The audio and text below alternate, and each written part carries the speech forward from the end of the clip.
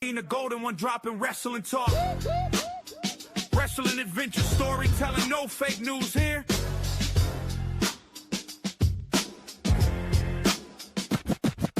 Yo. All right, everybody, we're back here. It's Thursday. It's January the 22nd of the year 2026. I have the golden one, Mike Orange, with me, my co-host, and none other than a good friend of mine from the Roanoke, Virginia area as well, Yella Man, Bobby Yella. What's up, my man? Hey, what's up, fellas? How y'all doing, man? I'm doing good. Mike's up your way, though, in the cold weather, so. Yeah, it's a little chilly. He's up in Bedford, right, Mike? Yeah. Yeah. My grandfather lives out there. Okay. Off 24. Okay.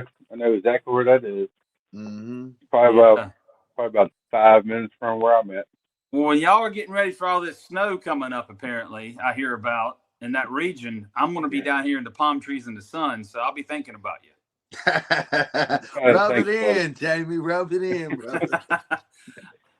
Don't worry, I have to rub in a lot of sunscreen. Speaking of that, rub it in because my pale rear end would be burnt. So, something about them gingers, man. You keep on teasing us, man. Me and Mr. Golden, we're gonna come down there, and you're gonna have to get you a tag team partner, brother. Hey, I can probably hook that up. Yeah, who you gonna get? Are we familiar with Cahagas, guys? Oh, now, man, see, now you just cheating, bro. That ain't fair. See, all I gotta do is stand in the corner. He takes care of both of them. Oh, right. Cahagas is a bad dude. Hey, just bring it. But what'd you say, Mike? Just bring it. We got this. Okay. Mike's very confident you two got it. Well, if Mike, you get a hold start out the match, brother. Hot tag, yellow. Hey, I'm just saying, if you get a hold of me, you do have it. It's over. Hey, that's when I come in the ring. You get. So, each week, me and Mike come in each week. We talk about current wrestling news, right? We talk about the old school days. We talked about my travels in the past. And I've been talking for months, right, to get guests on this show because that's what I want to do. I want to find out about things maybe that, we've talked about a lot of stuff, but maybe we've missed something over the years, because it's hard to talk about everything, especially when we hang out in locker rooms and we're going over matches and we're trying to talk to 20 other people too in the same evening, because that's the way the locker rooms are. It's very noisy at times, and we don't get all our good road stories in unless we're out personal and, maybe eating or something. So that's my main point of getting on here and getting some of the indie talent out there that's very good in my eyes, to get more eyes on them, to get them more work outside of their region. You're very popular in the Carolina, Virginia, West Virginia area, Tennessee. But I'd like for people to know more about Bobby Yella, since we got you on here, out and farther out, maybe down south more, Georgia, Florida. Maybe get your bookings on the West Coast, whatever we can do to help. That's what this podcast is about as well. I'm giving back to the younger talent because I know how hard it was breaking in. And everybody knows my story, Bobby. I know a little bit about yours, but I'm trying to guess what year you started. I'm trying to see if I'm right about this. Was it 2008 or am I wrong about that year? Actually, I started coming around 2008, but I didn't get to start till about 2011. Okay. You know what I mean? Like I hung around and I watched the old school CWF guys down in Burlington and Alamance County area. And man, I was a huge fan of those guys. You had your Trevor Lees and your Donnie Dollars and your Eric Royals, not just all those guys like Fatback, and I was a huge fan of that stuff. So I was watching it, but I didn't really get a good start until about August of 2011. Okay. So when you're starting, I'm trying to figure out where you got your start, like your initial training. Was that now let me ask, and you can confirm if it's right. Was that with Jimmy Love or was that with Boogie? Well, technically, when I first started, I was with a guy based out of the Carolinas as well. His name was Robbie Stanley. I know you know Robbie, don't you? Yeah, Robbie's a good dude. Yeah. Yeah, Robbie pretty much gave me my start, and Jimmy Love was there because they're old school AIWF brothers. So Yeah. when Robbie would run a program with me, we get done with the program, he'd send me over to Jimmy, and Jimmy would teach me some stuff on the fly and run a program with me. Everybody was trying to help me out. Guys named Isaac Daniels and the Scrapyard Dog. It was a bunch of guys down there doing the best they could for me. I could say I was pretty spoiled. That's good, man, because it's hard. It's a hard break for a lot of people. At least it used to be. Even back then, maybe. But there's so many wrestling schools now. You just got to make sure you're getting the right one. That's why I try to tell the new kids today. Make sure you get the right trainers. The fundamentals. You got to learn them first, and you ain't gonna be able to learn anything after. So let me ask you, AIWF. You mentioned that group. That's where Robbie was and all that. Was the Bravados still around? The Bravados. I'll give you a funny story about the Bravados, man. Yeah, please do. My very first ever wrestling match, we were at Eden, North Carolina. We were at the mall and like a little old Sears or something like that. And the Bravados were actually there, and I was in the ring trying to do something. It was actually my very first time ever inside of a ring, because when I started training, I was doing the backyard goof stuff, and it was just a bunch of mess. But I see these guys, and they look like the guys from Ring of Honor, but I'm not too sure. You know what I mean? I'm not too sure, but I heard it was them. I was just trying not to be a Mizark, if that makes sense. We all are. Yeah. And I'm over there in the ring training or whatever, and the promoter, a guy named Isaac Daniels, comes over, and he's like, "Hey, kid, how long you been working?" And the Bravados was sitting over there talking to Lee Valiant about maybe 10 feet away from where I was in the ring training, but I didn't even really, I thought it was these guys. I didn't even know. I was familiar with Lee, though, because like I said, I used to watch the old CWF stuff. And right before I go to tell the guy, like, I'm not even nowhere near trained, the Bravado boys, I can't remember whether it was Houston or I can't really remember which one it was. Yeah. But they stopped them, and them and Lee was like, "Yeah, we know this kid, man. He's been working a little while." And I'm just like, oh man, like I'm not saying anything because I desperately want to wrestle, And like they're like putting me over and stuff, and they're like, only thing is he forgot his gear, but we got some stuff in the back for him if you want to give him a shot. And I'm like, so the Bravado boys go back there and get me a singlet apiece out of both of their bags. I don't know why they did it for me, but they bring me these 2 singlets, and that was my very first gear. The Bravados gave me my gear and kind of lied for me to get on the show. Them and Lee Valiant, they hyped me all up, bro. And I went out there, got my butt kicked in a triple threat match. But it was like I was the new guy, so you had your bad guy and your good guy. They pretty much canned me up until the end of the match, and then the good guy did the big thing and pulled me on top of him. So I won my very first match. Shout out to the Bravados. Thank y'all for that. Nice. They were good kids, man. I worked with them down here with FIP and Evolve, probably around 2013, 2014, and you went to China together. Actually, we went on a China trip with them from here from Florida. But good guys, man. Always professional. Behind the curtain as well as in that ring, and they really know their stuff. And being with guys like that really wanted to learn, and they always say there's something in the water around that region, and I believe that after Omega, after all of us, almost everyone out of Omega got signed somewhere. And then you got guys from like the Bravados from the Carolinas. You got Caleb Conley's actually on JCW now, and that's he was crazy. down here. I actually wrestled him. Yeah, good dude, man. but he's been at TNA and different things, right? So I always say there's something in the water in that region. So a lot of good talent, but I tell you why I believe that is because of the foundation that the old school era is still there. And a lot of guys care, like Boogie's got his camp up in Shawsville, which we'll touch on there shortly, because I know you do a lot of things with Boogie. And I want to hear your stories about the camp and all that, so we can get that out to people and maybe aspiring wrestlers that are currently in the business or maybe wanting to get in the business. But, it's just something up there, man. I don't know what it is. And you're one of them guys I put up there as being that could go that next level if given the right opportunity. Now, the business landscape has changed from when I was roaming around the 90s on the indies till I got my first break, right? It's a whole lot different now than it was then.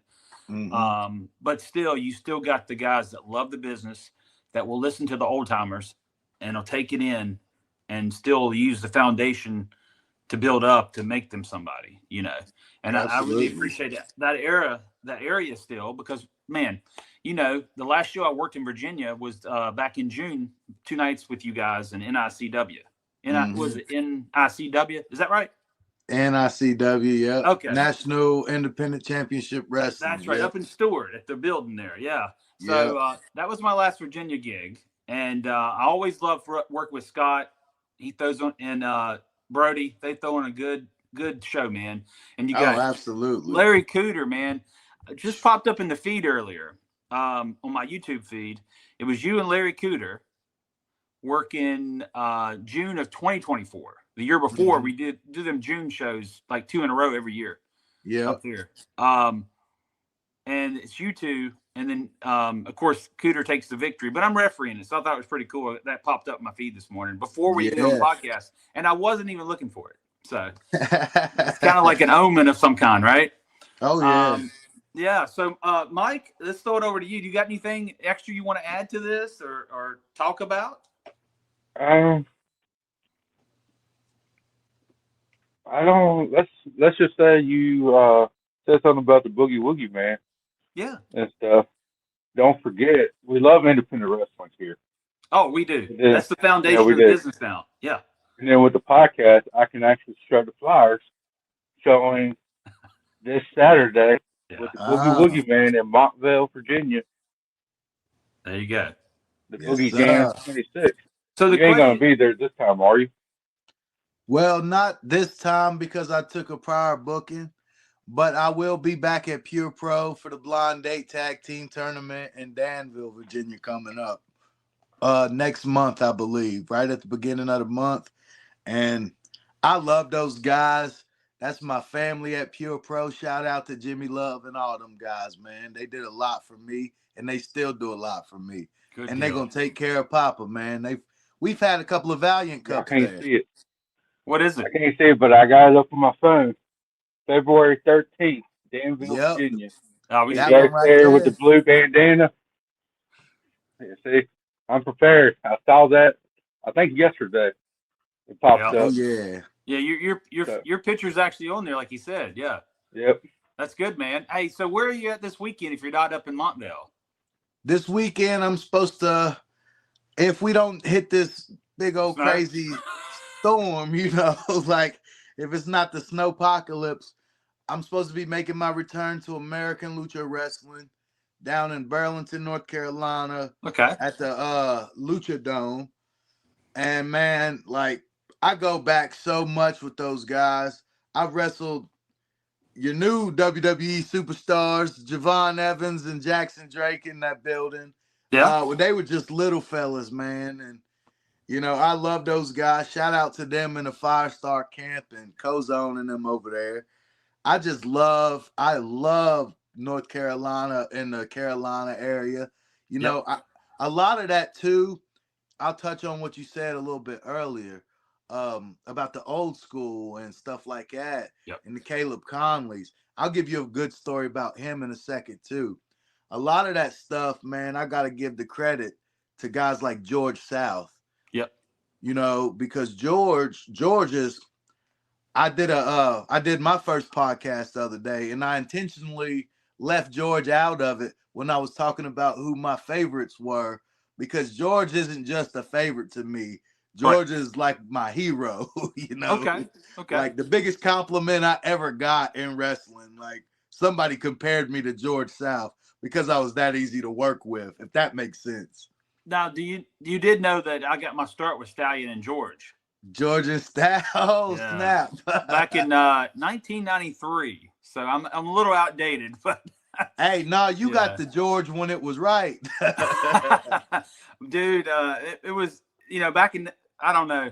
I'll tell you how I got my start real quick. If you hadn't heard, Bobby, I know I probably told you before, but like I said, over the years, we forget things. That's why I always say a pro wrestler tells the same story, or somebody in pro wrestling, right, tells the same story about 1,800 times. If they got like 20 good stories, you hear them all over and over and over, right? Right. So I got started in 93. October 30th was my first day, right? It was at the Kings Mountain, North Carolina National Guard Armory. And Stallion had been trying for probably close to 8 or 9 months. Hey, because I went to all their shows. Hey kid, you ought to referee. Hey kid, you ought to referee, So I was really a shy kid growing up. I had just turned 15 that year. And finally I gave in and I got me some ref gear. I got the whole, all black, because that's what, I'm old school. I like to stay on the, cusp of it. Oh, yeah. And, dude, I don't know nothing. They don't really tell me much, but the basic rules of a match. And my first match, I didn't even have the ending to it. So I had to go in there like I don't know what I'm doing. I'm just got to hope I'm counting the right finish, right? Right. And everything did work out right. I did get the right finish. It made me happy. But I was clueless as the day is long, but that's how I got my start. And then the next week I show up on Friday, and it was Elkin, North Carolina, another armory, because Stallion mainly booked armories. Mm-hmm. I guarantee you, Bobby, I've worked in every damn armory in the North Carolina region. I guarantee you. But it's kind of like the other referee quit on him. The one that was long time standing. Second night in the business, right? Don't really know much. Only referee. 8 matches. So they threw me in the lines then, man. But I tell you what, I learned on the job. But after a couple weeks go by, they start filling me in a little more after they see I'm coming back and interested. And I got to learn about the business. And I tell you what, me and Stallion didn't see eye to eye a lot. After about close to 2 years in with him, right? But, I always tell people I appreciate, Stallion and George both. Me and George never had a word. It was just me and Stallion butted heads. But yeah. But I respect Stallion to this day, and I appreciate him for everything he's ever done for me. And I really try not to say nothing bad about the guy, because he gave me my start, my foundation, and I respect that, But he did have some good Boogie stories. Him and George both did. Oh gosh, yeah. That's before I met Boogie. They told me some good Boogie stories, but yeah. So I know me and Mike were talking, right? We want to know about Shawsville and Boogie's place in depth, because I've been there a couple times, because I had to get my picture with Boogie a couple times, because, you never know when your last day in the business is, and you never see nobody again, right? I may quit and never see nobody again, but I have these pictures and memories. Right. So I started making sure I got all this. I even got several with you just to make sure. I hope, we're seeing each other now, but I'm saying, and I hope we see each other again down the road, and we probably will. But I'm just saying, just in case, life is unpredictable, right? Absolutely. I got all these memories. They're on video, they're on pictures, and I tell everybody, get your pictures. When I broke in, they told us to kayfabe, don't take pictures with the guys backstage. Now it's widely open. Just take your pictures. I come from the last of that too. I was afraid to go up. Like I've been on plenty shows with guys like Ivan Koloff and just big names like that I wish I would have just been like, man, forget what these guys say, man, that's Uncle Ivan. I finally got one with Nikita, but like I wish I would have took the pictures when I started out, man. Yes. I definitely do. Absolutely. So let's talk about Boogie. How you initially maybe met Boogie for the first time, and then we'll move on to how you got involved with helping him out to school. Well, crazy because Boogie's been around me my whole entire life ever since I was a little baby, man. My great uncle Calvin Gregory was a wrestler.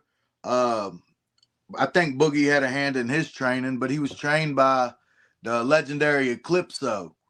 You familiar with Clip, ain't you? Yeah. Yeah. He was trained by him, and he was Clip's tag team partner for years.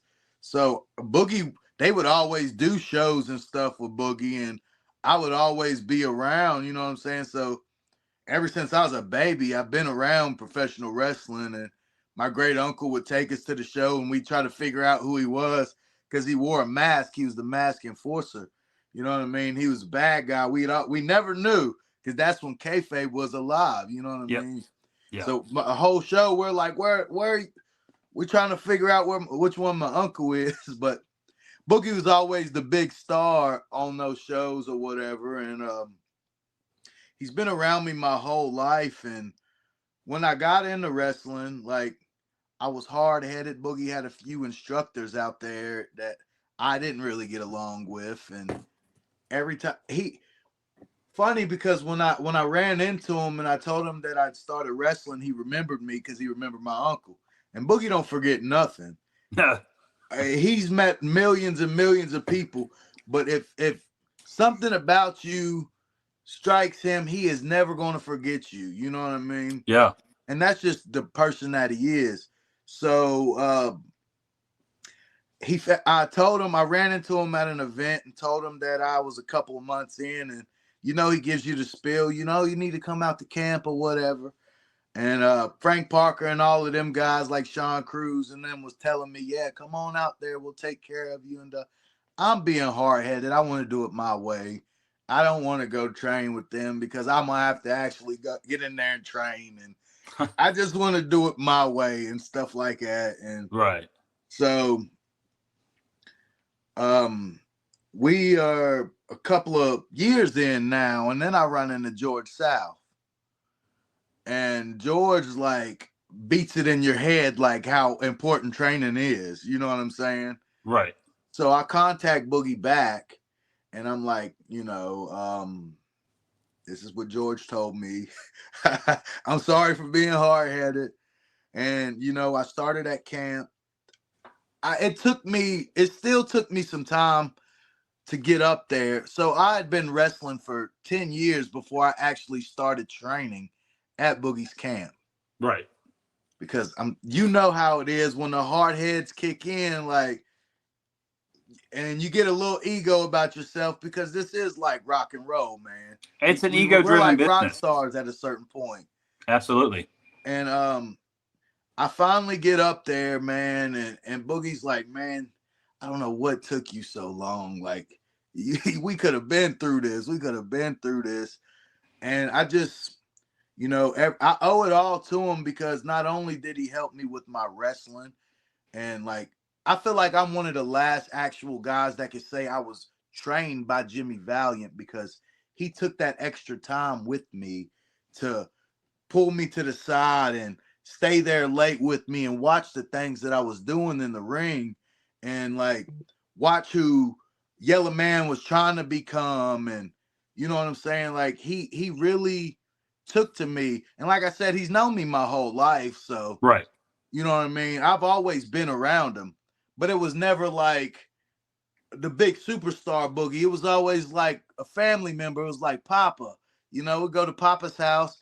Yep. When he's off of work or whatever. So I've always been around him. I never really got to see that superstar side of Boogie until I understood what it meant. You know what I mean? Right. So yeah, he took me under his wing.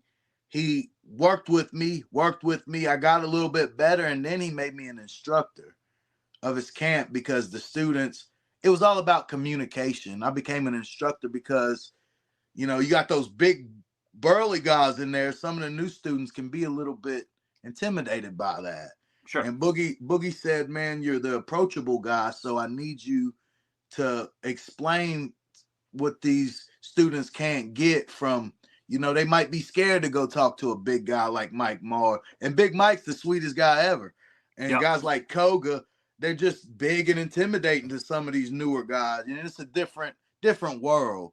So Boogie was like, since I'm the approachable guy and easy to communicate with, and a lot of that I learned from guys like George, and you got to be easy to communicate with.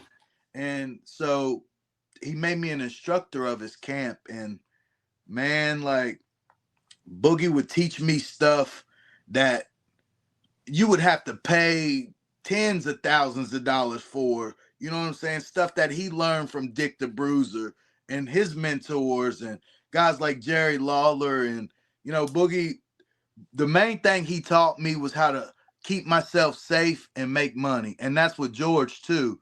Those guys, they teach you how to do stuff like that. And with the camp, man, we just try to give back, and we're open 52 weeks a year. And I recommend, if you don't want to at least wrestle, at least come out and check out our Hall of Fame museum and come out there and hang out with the guys. You know what I mean? Yes.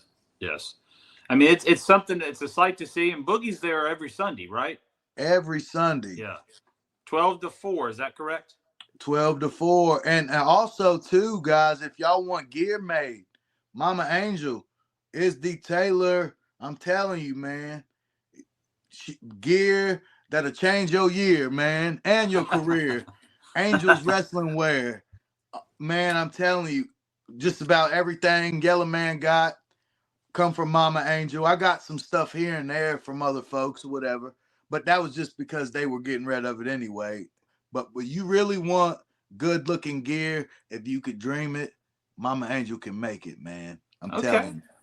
I did not know that fact. That's good to know. And I hope any of the listeners, if you're in the business and you need gear, I mean, you need good gear, because you don't want to look like you got it down at the Walmart or the Salvation Army. You know what I'm saying? You want to look like a professional wrestler. And that's what a lot of guys don't get.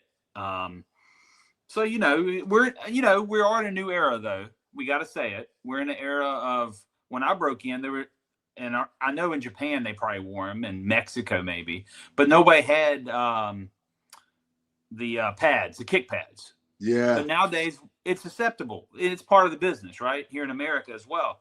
But in 1993, everybody had to have boots. Everybody had to have tights still. All that, man. I mean, I came through the last possible era of before the Monday Night Wars, started. Mm-hmm. And they started giving you this elaborate TV where, somebody's blowing up next week. But, that's a whole lot different era, right? We're looking at the Attitude Era. But I'm talking about when we had to kayfabe everything. And I kind of missed that because it was so entrenched in my head all these years to kayfabe everything, protect the business. Of course, we're out of that era now, for sure. There's no more. The WWE's got a behind-the-scenes show, for God's sakes, on Netflix. Yeah, I'm not a big fan of that stuff. Yeah. I love WWE's product and stuff, but I try to stay true to the old school out of respect for guys like George and Style and guys like Joe Brody and guys like Boogie and stuff, because I'm going to be honest with you. Joe Brody is not a fan of the flippy kick pad at all. If you and this is for anybody trying to get booked for American Pro Wrestling based out of West Virginia. First thing he's gonna ask you is if you got boots. And a lot of those old school guys are like that, man. Yeah. Even if you don't wear them, you better have a pair of boots in your bag. Yeah. Yeah.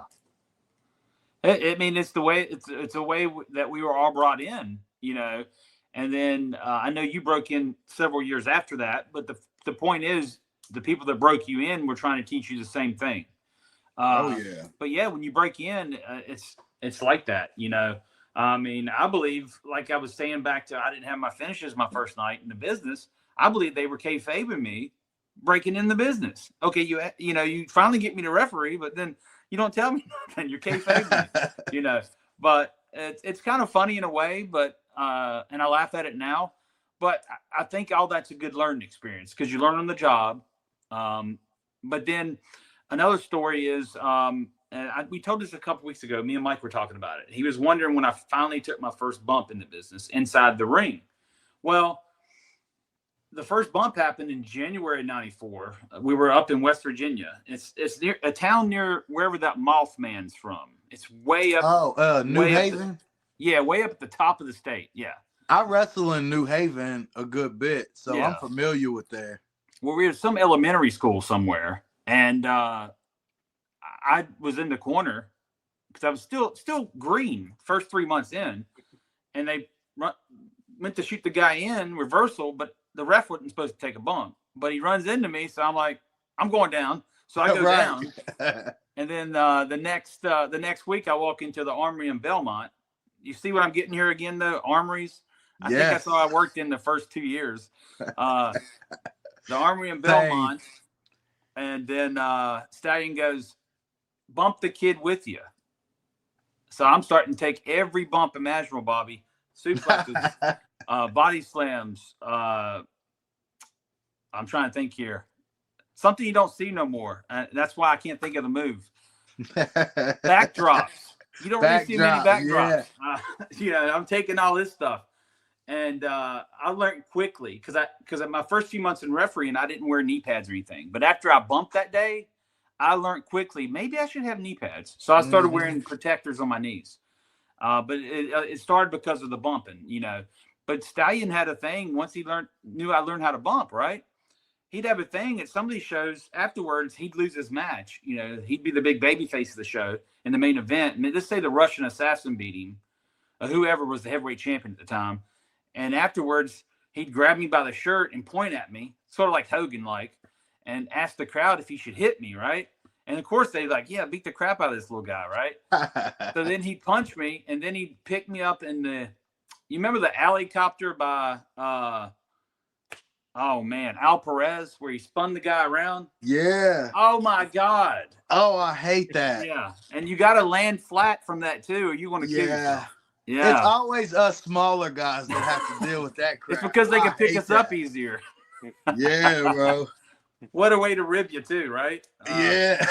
That's crazy. See, with me, I didn't do well on carnival rides or anything like that. So the first time they picked me up and spun me, I'm already green. What about the one carnival ride I hate the most, since we're talking about that, is the one that looks like a spaceship. You go in and it spins around. You're against the wall. The zero gravity. Oh, I hate that thing. Yeah. That in the boat, man. the swinging boat, because at the boat, my wife likes to sit at the back of it. And the first time I did it, I never rode it as a kid because I was always timid and I didn't like rides. So I rode it with her, and I swear to you, my rear end kept coming off the seat, and I thought I was going to fly out of it. I told her, I told her when we got off, I said, I'm not doing that damn thing again. That big old pirate ship. Yeah. Yeah, never again, man. We've been together 26 years, and I bet that was 25 years ago. Never again did I ever get on one. So. What's crazy is I was working at Dagler Attractions in 2011, the Salem Fair, when I overheard somebody talking about having a wrestling match.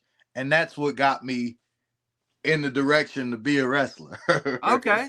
So that's all pretty of cool. that, being a carny, and that's the real deal for me, because I was actually gonna travel with Dagler Attractions, and all of the carnies loved me.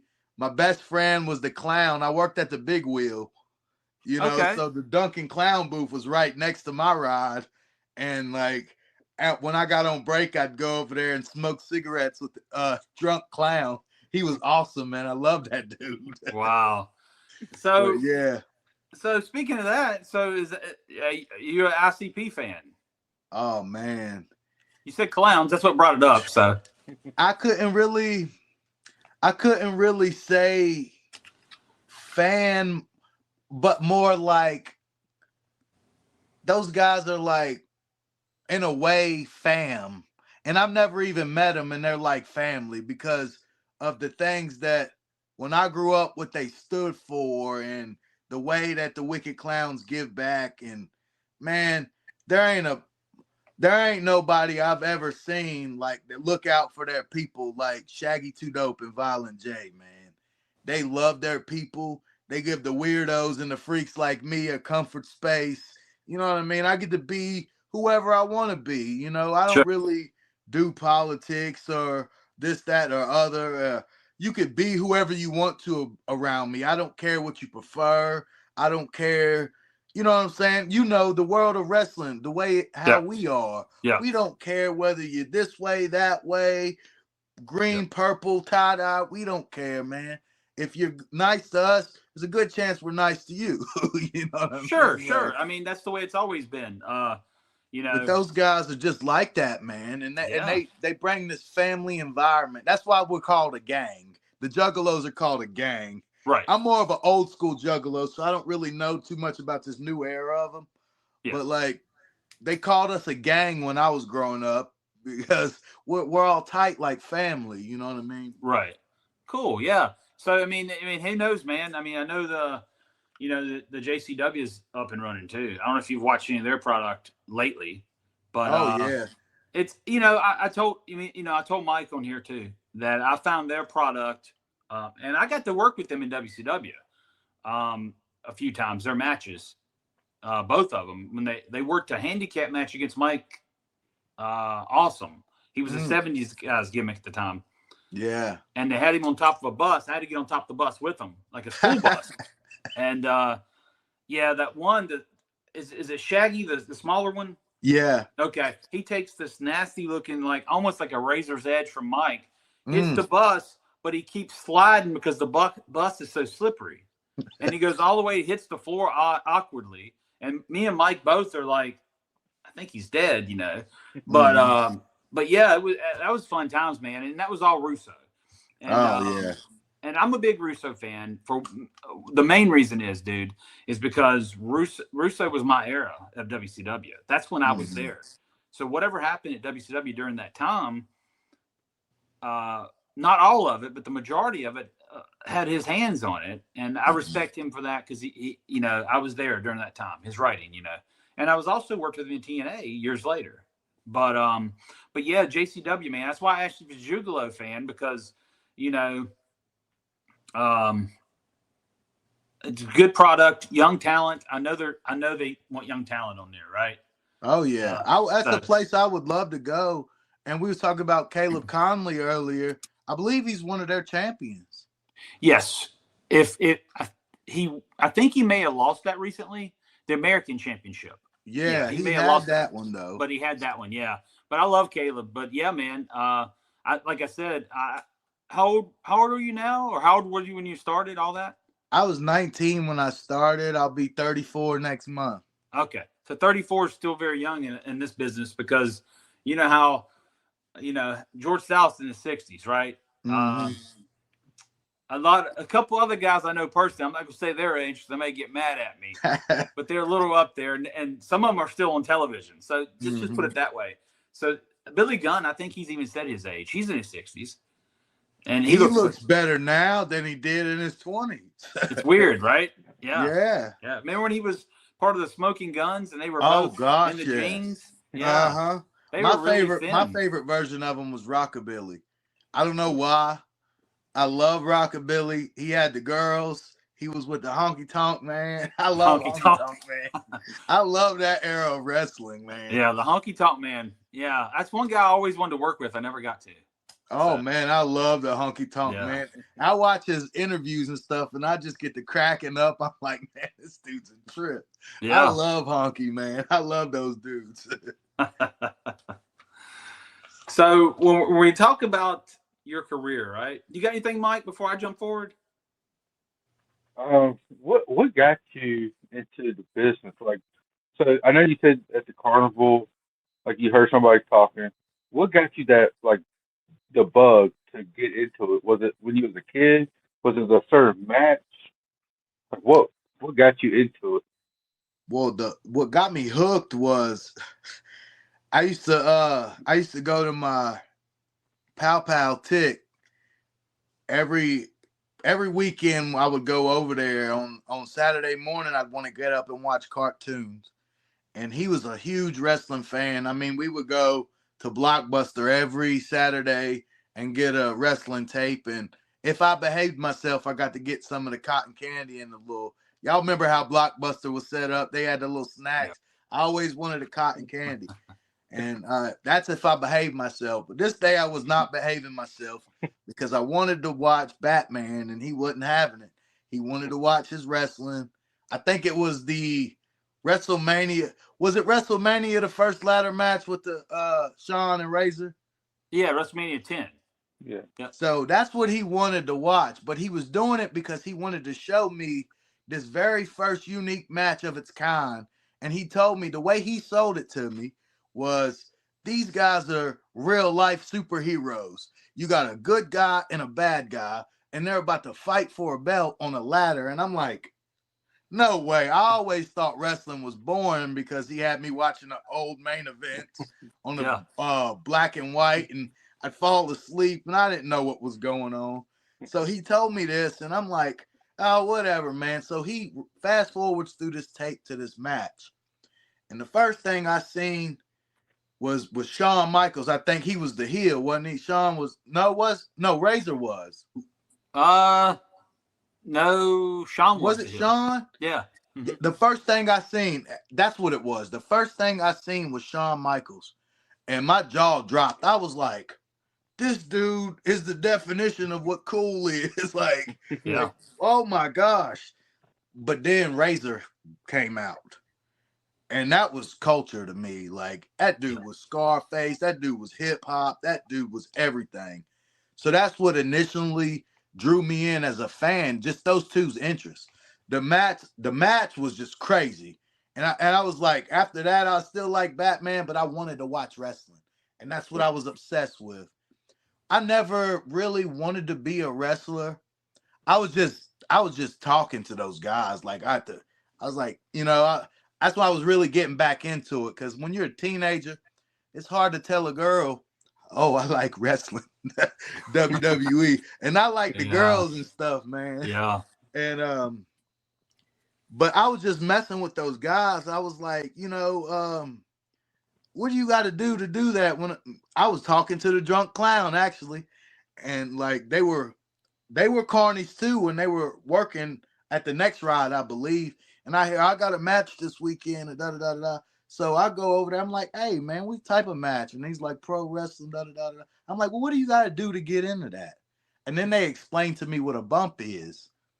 When I first heard them say bump, I'm thinking they about to do some type of drugs or something, because you know how carnies are. Yeah. And I'm like, I don't know about what these guys are talking about. And he's like, no, a bump is when you throw yourself down and see if you're tough enough or whatever. You know how the Salem parking lot is at the Civic Center. Yeah. Ain't nothing but concrete. And they're like, yeah, most of us, we could take a bump on concrete. And I'm just like, really? They're like, yeah, if you could take a bump right here on the concrete, we'll train you. I just throw myself down because, again, I was getting back into it. Sheamus was hot. I was really getting into Daniel Bryan, and these guys were like making me get the itch. Like, I'm a fan my whole life, and I'm wondering, like, well, I know Papa Boogie Man, and I know he has the school or whatever. I wonder if I could get into this. So I throw myself down, boom, and they start laughing at me. They're like, we was joking with you, man. We were ribbing you. You shouldn't have did that. We were going to help you out. But right then and there, like, that's what really got me that itch, that first bump on the concrete. Mm. And then so I go home and tell my dad, hey, man, I'm going to train to be a wrestler. And he looks at me and he's like, whatever, kid. You're too small for that. Good luck. And that's what really, because I hate to be told that I can't do something. Sure. Sure. I think we all, well, at least I feel that way as well. You tell me I can't do something, that'll make me want to do it even more. Right. Yeah. And that's what really, after that, I was just like, I'm going for it. I don't care. Ain't nothing going to stop me. I wish I would have went to camp a little bit earlier, but like I told y'all earlier, being a hard head. Yeah, I got you. It is what it is. We all have our time, I think, when we break into the business, and we all have our time as well as when we get our different breaks and different opportunities or whatever. Fortunately for me, I was 15 when I started, so by the time I was 21, I got seen by people that were major in the business, and I've said this before. I was the youngest hired WCW referee in history at 21 years age, right? Also, to my knowledge, I know for WCW, I don't know about the rest of the business, but the only ginger ref in WCW history as well. So I hold two things, which the Guinness Book of World Records should already know. So they may be contacted now that we speak of this again. But no, all jokes aside, we people say you make your own opportunities, but that is true. But you also have to be in the right place at the right time. And then everything comes together. It's kind of like the stars are aligned, right?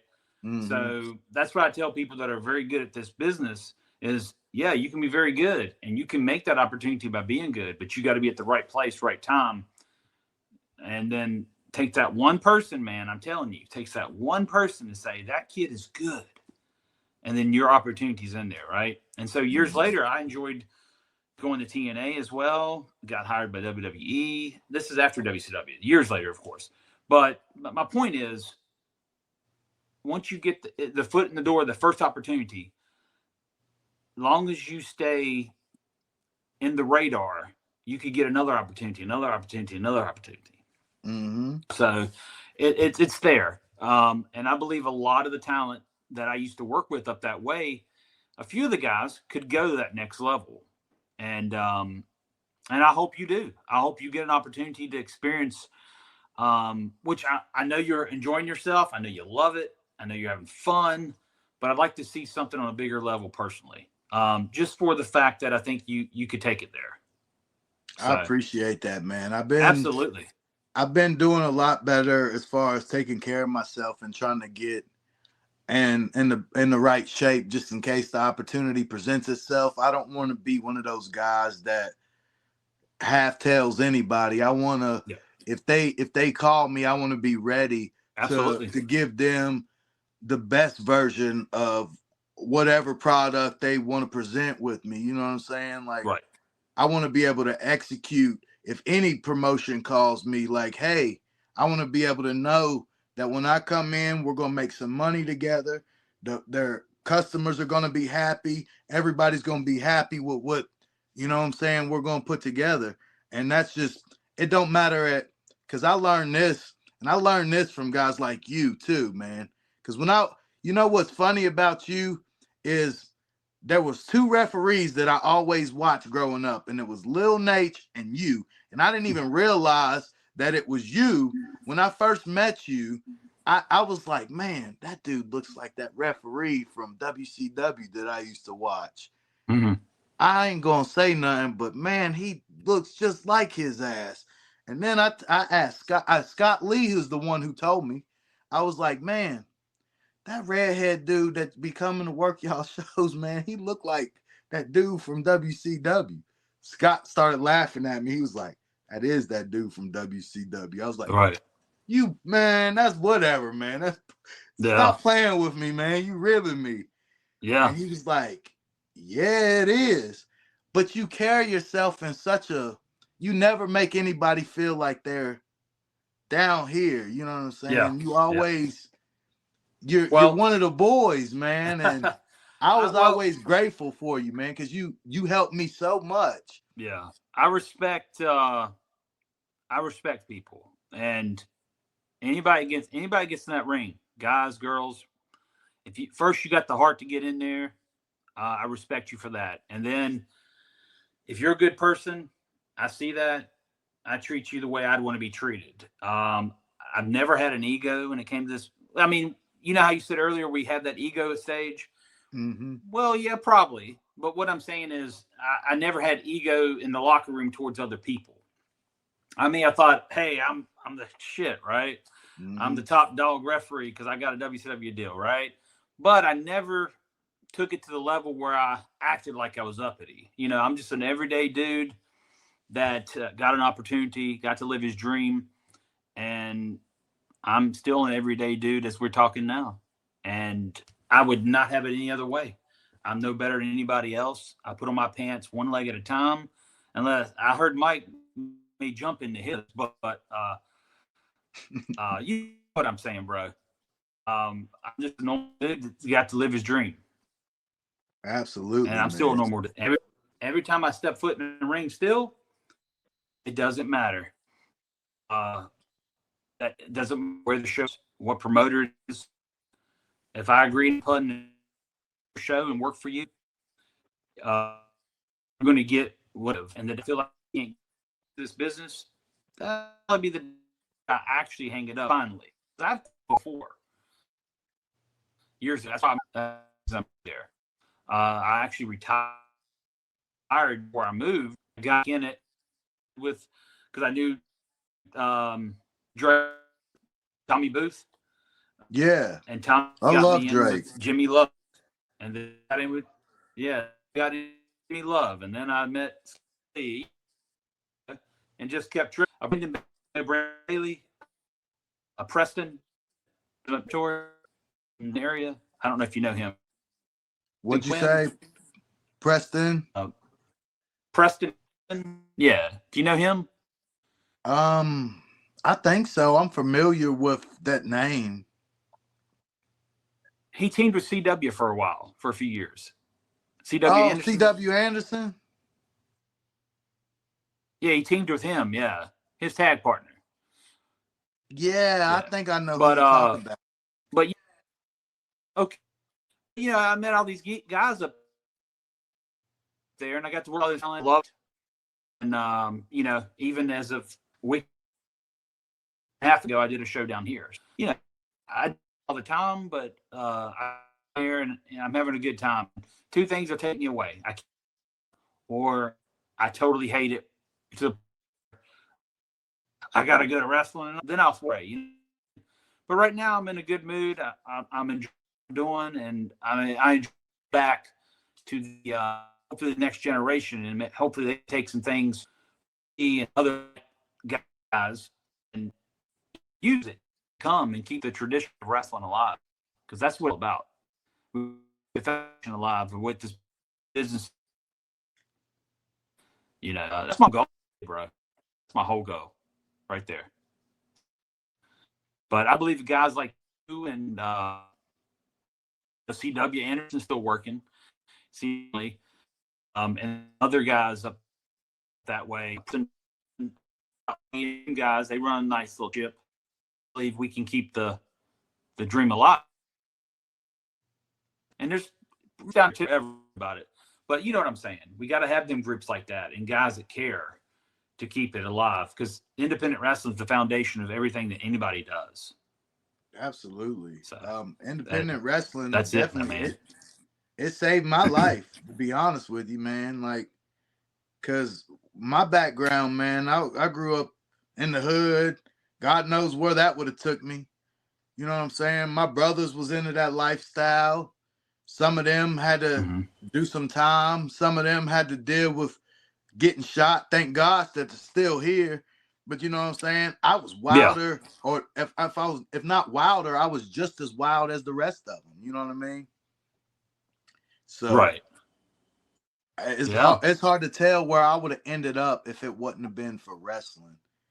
And we was talking about egos, man. Back to Caleb Conley, this is the story I was going to tell you about him. He's what really checked my ego. Like, because we all know, I'm sure you guys both know, that there's levels to professional wrestling. Like, even levels to independent professional wrestling. Like, so Caleb was doing his run in Impact Wrestling as Caleb with a K. And he had come down to this promotion in North Carolina called WCEW.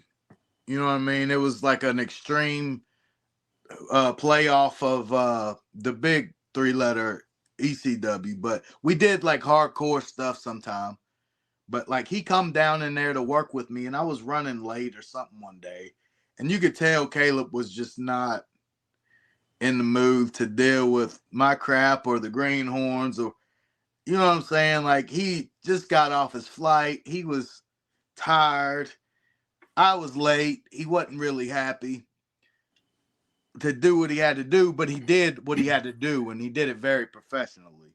You know what I'm saying? So I get there late, and we have this man. Caleb gets on the microphone, and he just destroys me on the mic. Well, it's my turn on the microphone, and I hang with him. You know what I'm saying? I could tell like he wasn't really in the best mood, and you know what I'm trying to say without, Yeah. you know what I mean? I could just tell that he was not in a good mood, and he let me have it on the microphone. So I get on the microphone, and I'm like, you know what? I might have got you in a sour mood, but it ain't where you're from, it's where you're at. And I'm going to show you that, you know what I'm saying? You ain't wasting your time here. This is my house. You know what I'm saying? So he gave me that nod like, okay, well, you could talk. Well, let's see if you could bag it up in the ring. You know what I mean? So we get through the match, and I'm not really up to his level at all. And I could tell he's being so patient, and he's working so professionally with me. But I could see he's getting a little frustrated. You know what I mean? So we get through the match. I'm thinking, damn, I just had a hell of a match with Caleb Conley. You know what I mean? Like, I'm all excited. We get to the back. He was just like, it wasn't bad, but it wasn't it. And it upset me. I was like, this guy's being a jerk. I don't know what in the world's going on. And I get about halfway home, and it clicks what happened. Mm-hmm. You know what I'm saying? Not only was I late, not only did I not, you know what I'm saying, present myself in the best manner, not only did I not, you know what I'm saying, there was many mistakes that I made. I didn't look the part. I wasn't with it. You know what I'm saying? I did what I thought I was. My ego was making me feel like I was bigger than I was, basically, is what I'm trying to say. And I realized why Caleb was like, you know what I'm saying? He showed me that day when I went back and watched the match why he was on TV and I wasn't. Right. And that humbled me. And I just want to say, if Caleb ever sees anything about what I say about him or watches this, Caleb Conley, thank you, man, because you showed me that day that, you know, just because you get over in a couple of towns don't mean jack. You know, you still got to work hard and earn it. You know what I mean? Right. Yeah, you're right about that. And, you know, you've done quite a bit of traveling too. You know, we talked about that earlier. You've been to West Virginia, Tennessee, the Carolinas, Virginia, of course, where you're from. Were there any other states? Am I missing any? I've been to Illinois. I went to Ohio. I wrestled in Pennsylvania.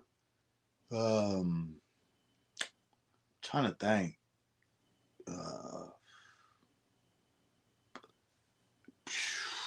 I'm sure there's something else, but you could, if any, from up top in New Haven, West Virginia, and every town through by Rock Hill, South Carolina, I've probably wrestled in every town in between. Let me ask you this. Since we were talking about, you know, probably my first year and a half, 2 years, whatever it was, I was with Stallion, solely with him before I moved out to do other indies. I hit, like I said, I made a joke about hitting all these armories in the Carolinas, right? Now, have you been wrestled in a lot of armories as well? Or you know what I'm saying? I'm just like you. Every armory you could think of, Yellow Man has wrestled in. The Elkin Armory, the one that you was talking about earlier. Yeah. Been there many, many times. Mm-hmm. A guy named Major Havoc used to run there. AIWF affiliate. He was Jody Rushbrook was his name. He used to run a show called Empire. Okay. There's another guy that ran up there. Eldon Spear. Did you ever work for him? I'm not sure. What was the name of his promotion? He was a NWA Carolina affiliate. The reason you brought up Elkin, my last show in the Carolinas before I moved to Florida for WWE was for him, and it was Mike DiBiase, not Ted DiBiase Jr., but Mike. His brother Mike used to work too. Against, oh God, he's very well known, man. I want to say I'm right about this. Please correct me if I'm wrong. Damian Wayne of Virginia. Oh man, Yeah. I love Damian Wayne. Yeah, I think He's another one of those vets that helped me out a lot, man. Yeah. He's still around, isn't he, or no? Yeah, I think so. The last I seen him, he was kind of like backing out a little bit, but when that dude, he laces up, he's one of the best. Yeah. And you mentioned Rick Converse earlier, I believe. Oh yeah, that's the CWF guys. Yeah, yeah. Man, is he still around, or is he retired? I'm not sure, but I would love to work with Rick Converse, man. Yeah. Hey, Rick, and all them guys in Burlington. Hey, if you see this, hey, we need a Rick Converse match. Hey, maybe on the behalf of our podcast here, we can book that match. I know Mike would love to book some wrestling shows. So, am I right about that, Mike? Yeah, I'll book it right now. There we go. We got a referee and everything. We got the referee and everything. The match is official. That's right. That'd be awesome, man. Yeah, I swear it would. I'm telling you, it's some of my best times, dude, and I ain't gonna lie, was on the indies, and still are, because even a well-produced indie show, right, at the end of the day, can be as top-notch and as more entertaining than anything you see on television today. And that's the God's honest truth. And you'll have more fun, and especially if you have cool locker rooms, man, it's just the best time of your life, right? Yeah. You make all this family, all these friends become your family, and you travel. Sometimes you travel together, but there are a lot of nights where you're traveling by yourself. And people say, well, do you get lonely? No. Nah. I'll tell you why. Because on that drive to and from them shows, you clear your mind to get there. You get there, you're all ready, you're excited. You talk to everybody while you're there. You have a good time. You take that nice little journey home. You listen to your music or whatever we do. And by the time you get home, if you had a great night, you're like, man, I had a really good time. I can't wait to do this over again, right? Oh, yeah. So, the road trips, whether you're with somebody or you're by yourself, I always enjoyed it, because there's been a few times in my life I had to drive 7 or 8 hours to an indie show and come right back right after by myself. I didn't know how I made it, because you'd be wanting to fall asleep in the middle of the night. Thank God they started putting them things on the side of the road that right, maybe waking you up. But I wouldn't change any of that for the world, my man. The business has been good to me. There's been times where you get angry at it. You're like, man, why ain't this happening or that happening? But we go through our roller coaster ride of life with that, as well as we do outside in our personal lives. And you just got to try to hold it together while you're in the business, just like you'd hold your personal life together. Oh, yeah. And, the same guy you get when you saw me at shows, and the same guy that people hear me on here, is the same guy that everybody gets me in life. I never change for nobody. I'm the same dude everywhere. You know what I'm saying? Doesn't have to be in the wrestling business. I don't change for anybody. And if somebody doesn't like me, they just don't like me. I've never heard a bad word about you, brother. Yeah, well, let's see if John Laurinaitis is out there somewhere. Johnny Ace. Yeah, Johnny Ace. John Laurinaitis. I tell you about Johnny. I thought when he came in the WCW, I thought he was a good dude. And we got along, good there. And he actually was real high on me, and he loved my look, because I was still 21, 22 in that range. Real young looking kid, had full red hair, and he loved the look for TV. And I go try to get in years later to WWE, and he's giving me all these hard times, and no pun intended to the Dusty promo, one of my favorite of all times. But I always say that, don't I, Mike? I know. But I'm sitting here going, this guy's being a jerk, right? And I know he's top rung at WWE compared to WCW. He's like the head guy under Vince now, right? He took Jim Ross's position. But it was so hard to get into the business at this point for me. And I struggled and struggled. Finally, I emailed. I'll tell you how I got back in WWE real quick. And I'll make it a quick story because, I'm trying not to make this podcast all about me this week. So basically what happened, I emailed Steve Kern in Florida Championship Wrestling down here in Tampa. And I'm like, I want an opportunity with the WWE. Is there any way I can come down there and show you guys that I still can go and, get that opportunity? I want to earn it like always, right? Mm-hmm. So he's like, yeah, if you come down to Tampa, we'll take a look at you. So I plan a weekend to Florida, and I work in Newport Richey, Florida, just about 30 minutes up the road from here. And I go to this building. I get there early before any of the guys show up that are contracted. The ring ain't even up yet. When the ring gets there, I've already talked to Dr. Tom and Steve, and they're like, go help them put up the ring. So I'm putting up the ring like I'm part of the crew already. So then after that, Tom's like, we got you 2 matches tonight. I'm going to put you in a tag. I'm going to put you in a singles. We're going to take a look at you. So they film all their shows. FCW did. NXT is a whole different beast now. It's not even, I don't know if they tape their road shows or not. They got TV, But at this point, we had nothing. It was just filming house shows, right?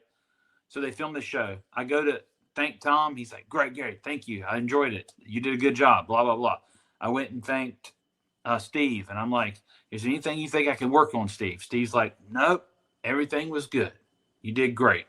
This tape will go back to them. They'll see it. I'm like, okay, thank you. I appreciate you having me, blah, blah, blah. So I left there with high hopes.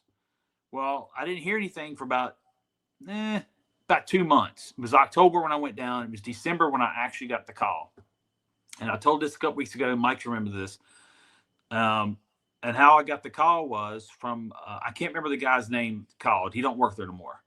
But he gave me a call, and he's like, what do you feel? What do you want out of this? What do you want out of us? What do you want out of the WWE? What do you expect from us? And he kept saying stuff like that, right? Mm-hmm. And I'm like, dude, I said, I'll tell you what I want. I want a job. I just don't want an opportunity to come in. I want a job. Right. He goes, okay, well, give me a big Ric Flair woo. I'm like, what? He goes, give me a big Ric Flair woo. And I'm telling you, I'm like the second man in charge of a produce department at Food Line down in Huntersville, North Carolina. And I'm sitting there going, well, everybody's going to hear this, but okay. I'll give him a big Ric Flair woo, right? Next thing I know, he goes, congratulations, you're getting signed. We're sending it to you in the mail. Oh, man. Yeah. So I'm telling you guys, that was 2007.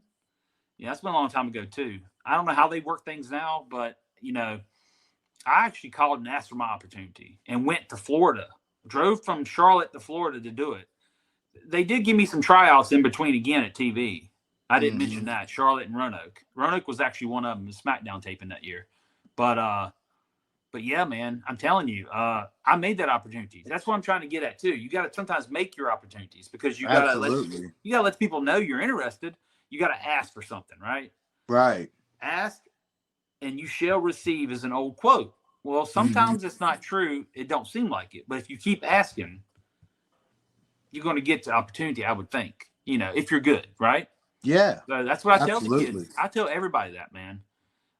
You got to let people know you're interested. And if you're not working this weekend at an indie show, I know you are. I'm talking to the general mass out there now. Let's listen to this.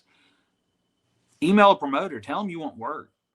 Sometimes you got to make your own work. You just can't post a video and say, oh, I'm going to get hired next week because they're going to think I'm great. They don't care about that. You got to let people know you're interested. So absolutely. That's the word of message to the young talent out there. Just let people know you're interested at all times, Another thing I learned from guys like you too, man, especially you, man, you really helped me with this one, is to make every stage as if it was the big stage. Make your platforms larger than life. So when you get there, if the opportunity does present itself, you're already ready. You know what I'm saying? Treat every stage like it's like you're walking that aisle down WrestleMania. You know, Yeah. whether it's in front of 10, whether it's in front of 10,000. That You is know, correct. you've helped me with that a lot. You know what I'm saying? I mean, if you're in front of 50 people or 500 or 50,000, you should treat the fans all the same because they all spent their hard-earned money to look at you, and that's just the way of it, you know. And another thing, you know, me and Mike are real big on independent wrestling as well because ticket prices are more affordable for families.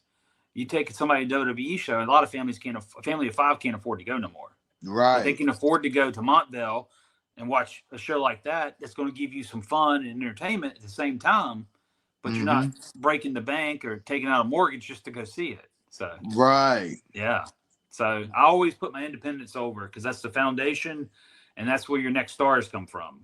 And that's the only way it is because we don't have territory no more. If we had territories and let's say Vince was the big dog and you still had let's say AEW is the new WCW or whatever, but you still had territories like small ones, but you don't. It's all independents. So independents are our new territories, and we got to treat them such the same. Absolutely. You know, so, but, you know, like I said, Virginia was great. You know, I really was happy. I moved back there for 7 years. That's how long I was there. I made really good friends back up there. Met a lot of good talent on the wrestling scene as well. Man, it was a good time, but it was time to move on. And I came back to Florida, and, you know, we'll see what happens now. But I think every chapter of your life is for a reason. And that was a chapter of my life that had to happen.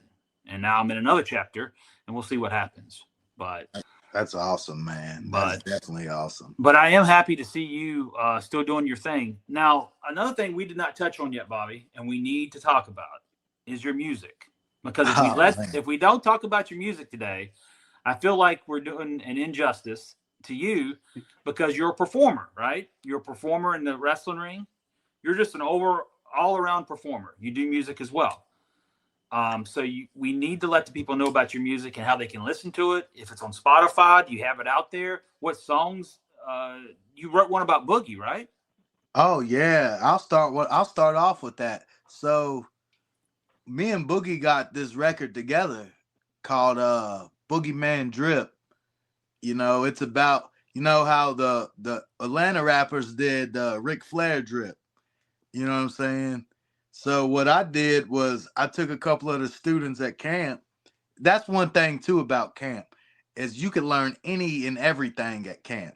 We do music, we do commentary, we do ref, we a little bit of acting here and there. Right. You know what I'm saying? Like we teach social skills, life skills, everything we teach at Boogie's camp. So what I did was with the first album, it's called Valiant, and you can check it out. And just like the rest of the music, all of the music that I put out, it's on every major streaming platform, Spotify, Apple Music, etc. You know the deal. I went to camp and I sat in my office because I got an office right beside the main thing. I'm one of me and my buddy Big H, we're producers of Wrestling Live from BWC. We actually do a show there for the students. And, you know, I heard this Ric Flair Drip song and it was getting really popular. I was like, you know what? I don't even think Ric Flair likes rap, but I know who does. The Boogie Woogie man, Jimmy Valiant. He likes everything. He loves all kind of music. And man, and that's me and Boogie's thing is we'll sit back and we'll talk about old gangster films and music and we don't even talk about wrestling. And we really never have, except for when he was training me. So I was like, you know, we're going to do an album. And so I told him about it. I was like, you know, what if I take some of the students and see what they know about music? So I found that we had drummers and guitarists and all kind of stuff at camp. Like my boy Stash, he played in a band. Shout out to Stash. My boy Phoenix played in a band. My boy Rev, he does piano and he's in church and choir and dance and stuff. So we put together a demo album called Valiant. Papa's cutting the promos on there. We got the record called Boogeyman Drip featuring Papa.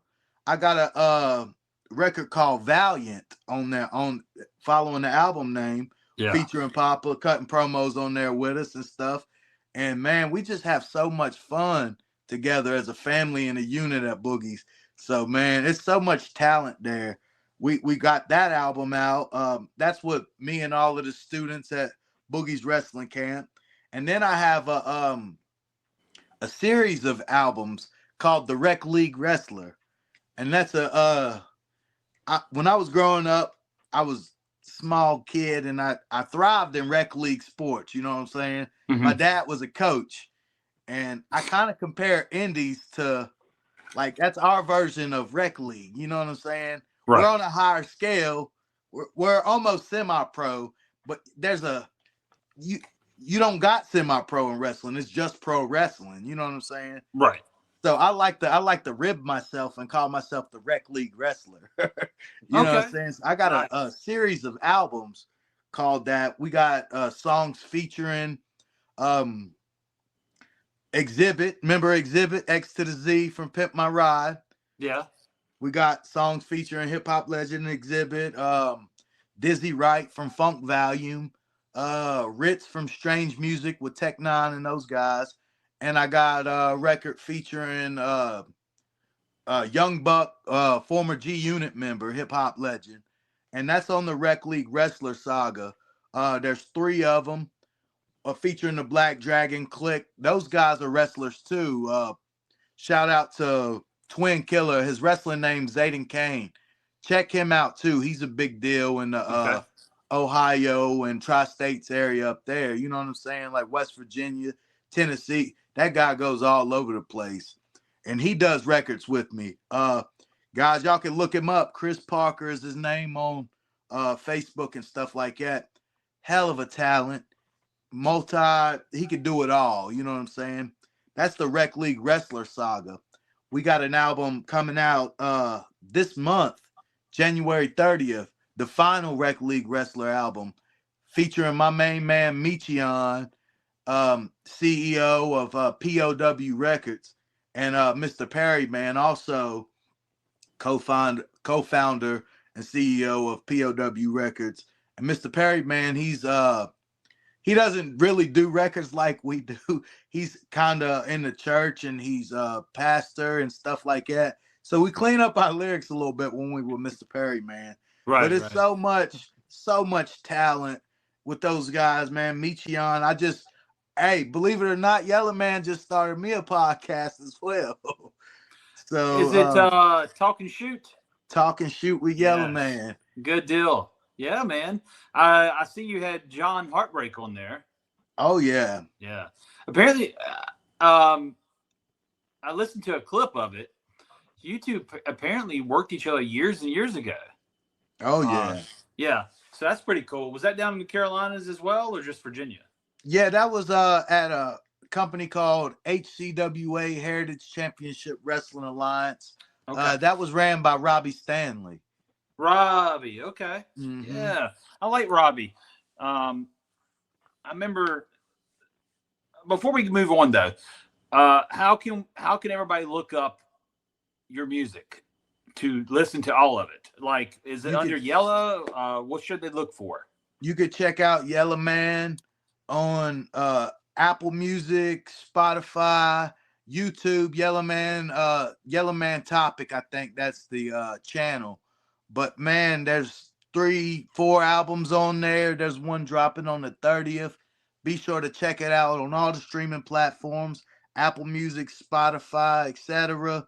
YouTube. You already know how it is, man. Yes. It's probably on 50 different streaming platforms, to be honest with you. That's what you got to do. Yeah, you can check it out. Yeah. We got new stuff coming. I'm actually going to drop a music video either later on today or tomorrow for our new record me and Michion got coming out. It's called Hennessy. It was about my addiction with alcohol and how I struggled with alcoholism, and you know, I overcame that finally. So I had no idea you had that going on. A lot of people didn't know that because man, a lot of times you see me, I was 3 sheets in the wind. Yeah. Wow. When you battle demons, man, you could really hide that really well. Yeah. You know what I mean?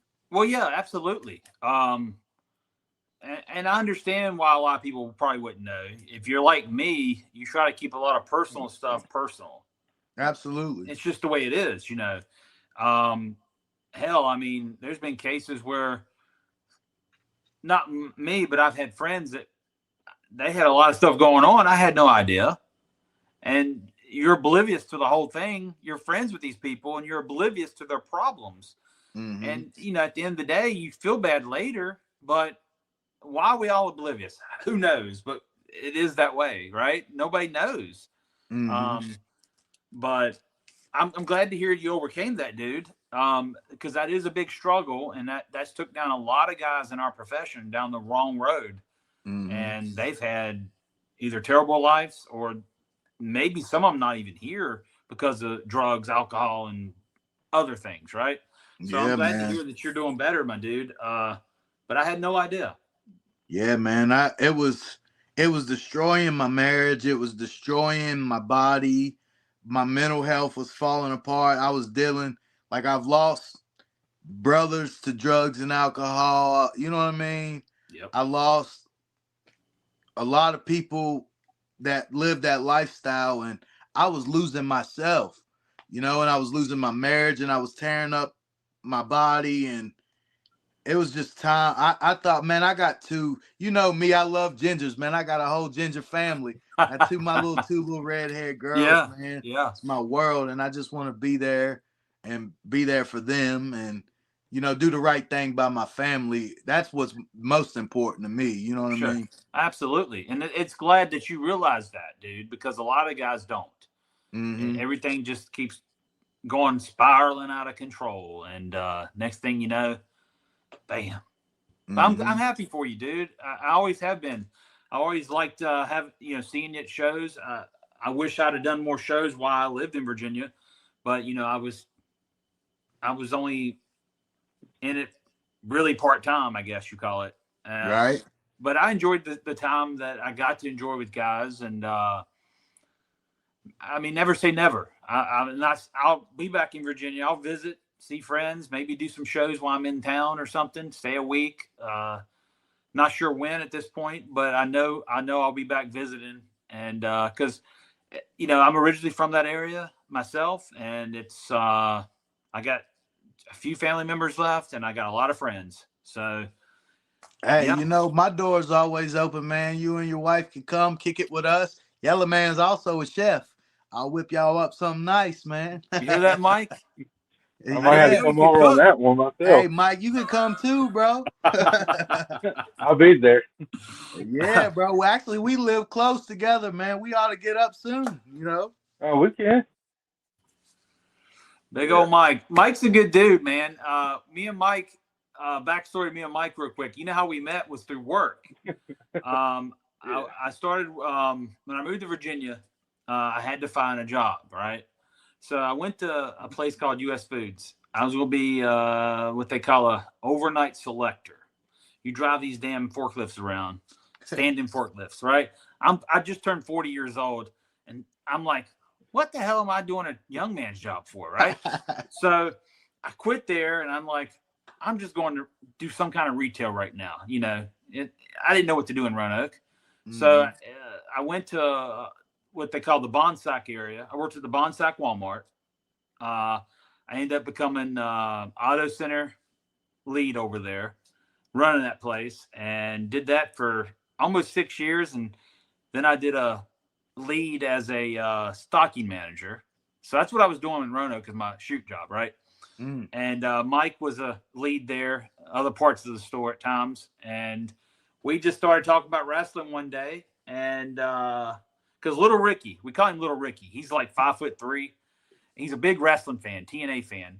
And this is a story about Ricky. But anyway, me and Mike met because of Ricky talking about wrestling one day. And then Mike's a wrestling fan. And then we became the best of friends. Long story short, right? So Little Ricky comes up to me in the stock room one day. And I'm just unloading a pallet. And he goes, "You look very familiar." I'm like, I do? He goes, "Yeah." He goes, "Where are you from?" I'm like, "Where am I from?" I said, I'm from here." He goes, "Have you ever been in Orlando?" And I go, Yeah. Universal Studios? I'm like, yes. Do you like wrestling? I'm like, yes. I'm like, why is that the question? He goes, I'll go, yeah, Ricky, I work for TNA. He goes, I thought it was you. And then Ricky told everybody in the whole damn store that I was a former TNA referee and all this. But Ricky's a good dude. Me and Mike actually went to his wedding a few years later. During COVID, I may add. We were wearing masks, outside wedding. It was really weird. But Ricky's a good dude. And he's the first one that found out about it, and he went and told everybody.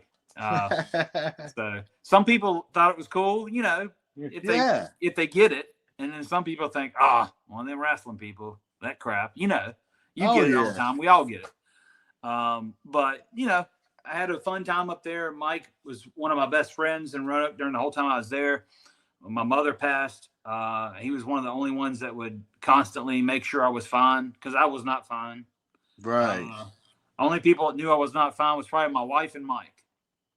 It's just because we talked every day at work. That's the only reason he knew. Other than that, he probably wouldn't even have known. Just my wife would have known, right? But good dude, always been there for me. And here we are doing a podcast. So, and our first guest is Yellow Man, one of the most important people in the Virginia, West Virginia, Carolina scene. So, I said, Mike's like, well, who's going to be our first guest, right? He kept asking me, who's going to be our first guest? And I'm like, I want to bring on this guy, Yellow Man. I'm the first guest? Yes.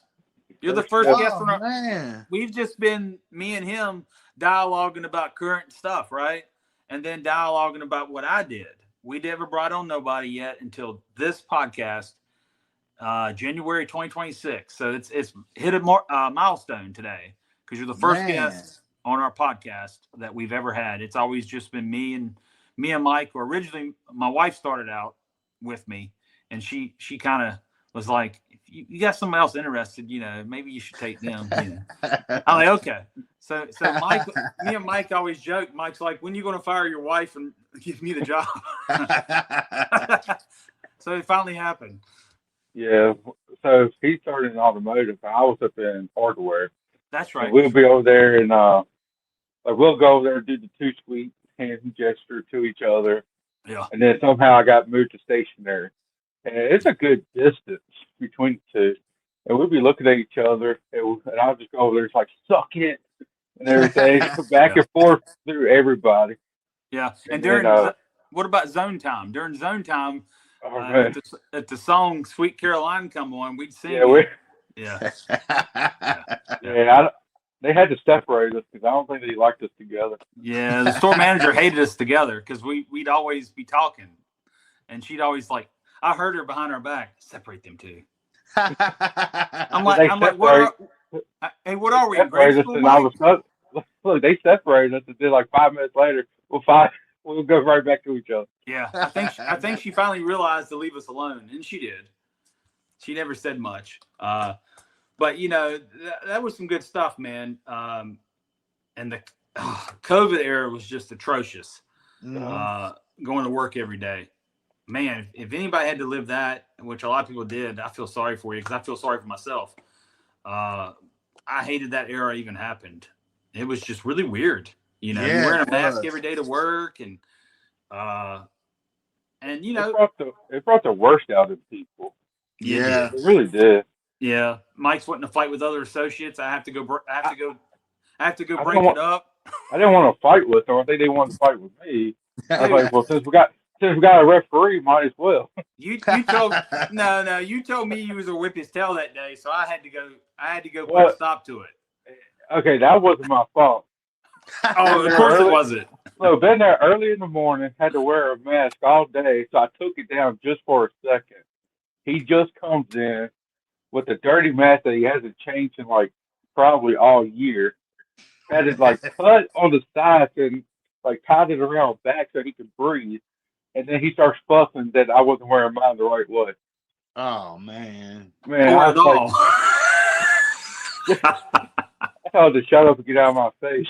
Yeah, man. You know, during that whole time, only one lady only gave me crap, and man, you could have seen the steam coming out of my ears. I was trying to bite my tongue because I mean, I'm not gonna. She was standing there with her husband, so I was giving him the look like I'm not gonna argue with your wife, but I think it's time that you get her on up out my face. Yeah. You know what I mean? But I just did what she asked me to do because she was an older lady. Yeah. But we're outside, and she's like, "You need to put on your." I'm like, I bit my tongue, and I was like, "Yes, ma'am." And I gave her husband this look like, "Oh, you know." Yeah. It was And they crazy, left man. me alone. I don't think people were thinking during them times. Mm-mm. And they were thinking, when they were thinking, everybody was just negative, and it was just causing problems, mass confusion at places, stores, and you couldn't go nowhere without everybody just being in a bad mood. So it was a bad time for America. Yeah. You know, especially for America. I know it probably happened in other places, but I know here, and especially the area we were living in, it was horrible. And I'm just glad them times are over. We're back to free in the public, and we can do things. I'm sure you two see this, but I'm sure that's like that affected what's going on now and why people are still acting a fool. Oh yeah, absolutely. And I don't know how any of us that are sane are surviving ourselves, because we should be insane with everybody else. That's crazy already. You know, it's just really weird. Yeah. But while we're on the subject of COVID, right? The COVID era, as I call it, wrestling on the indie scene, did it take because I stopped working around that time again.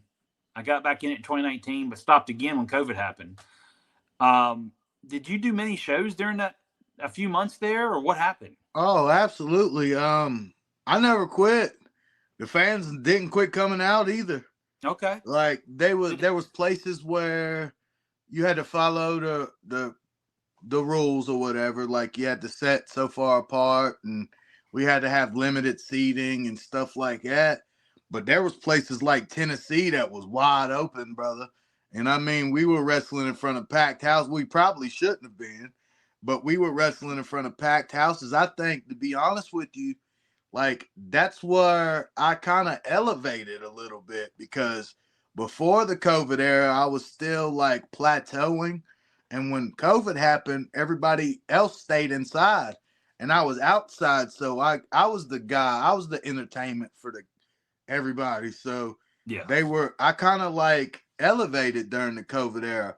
Like I know even the big companies were wrestling in front of nobody, but Yellow Man was wrestling in front of packed houses. I wish, and I hope everybody followed procedures and stuff like they were supposed to.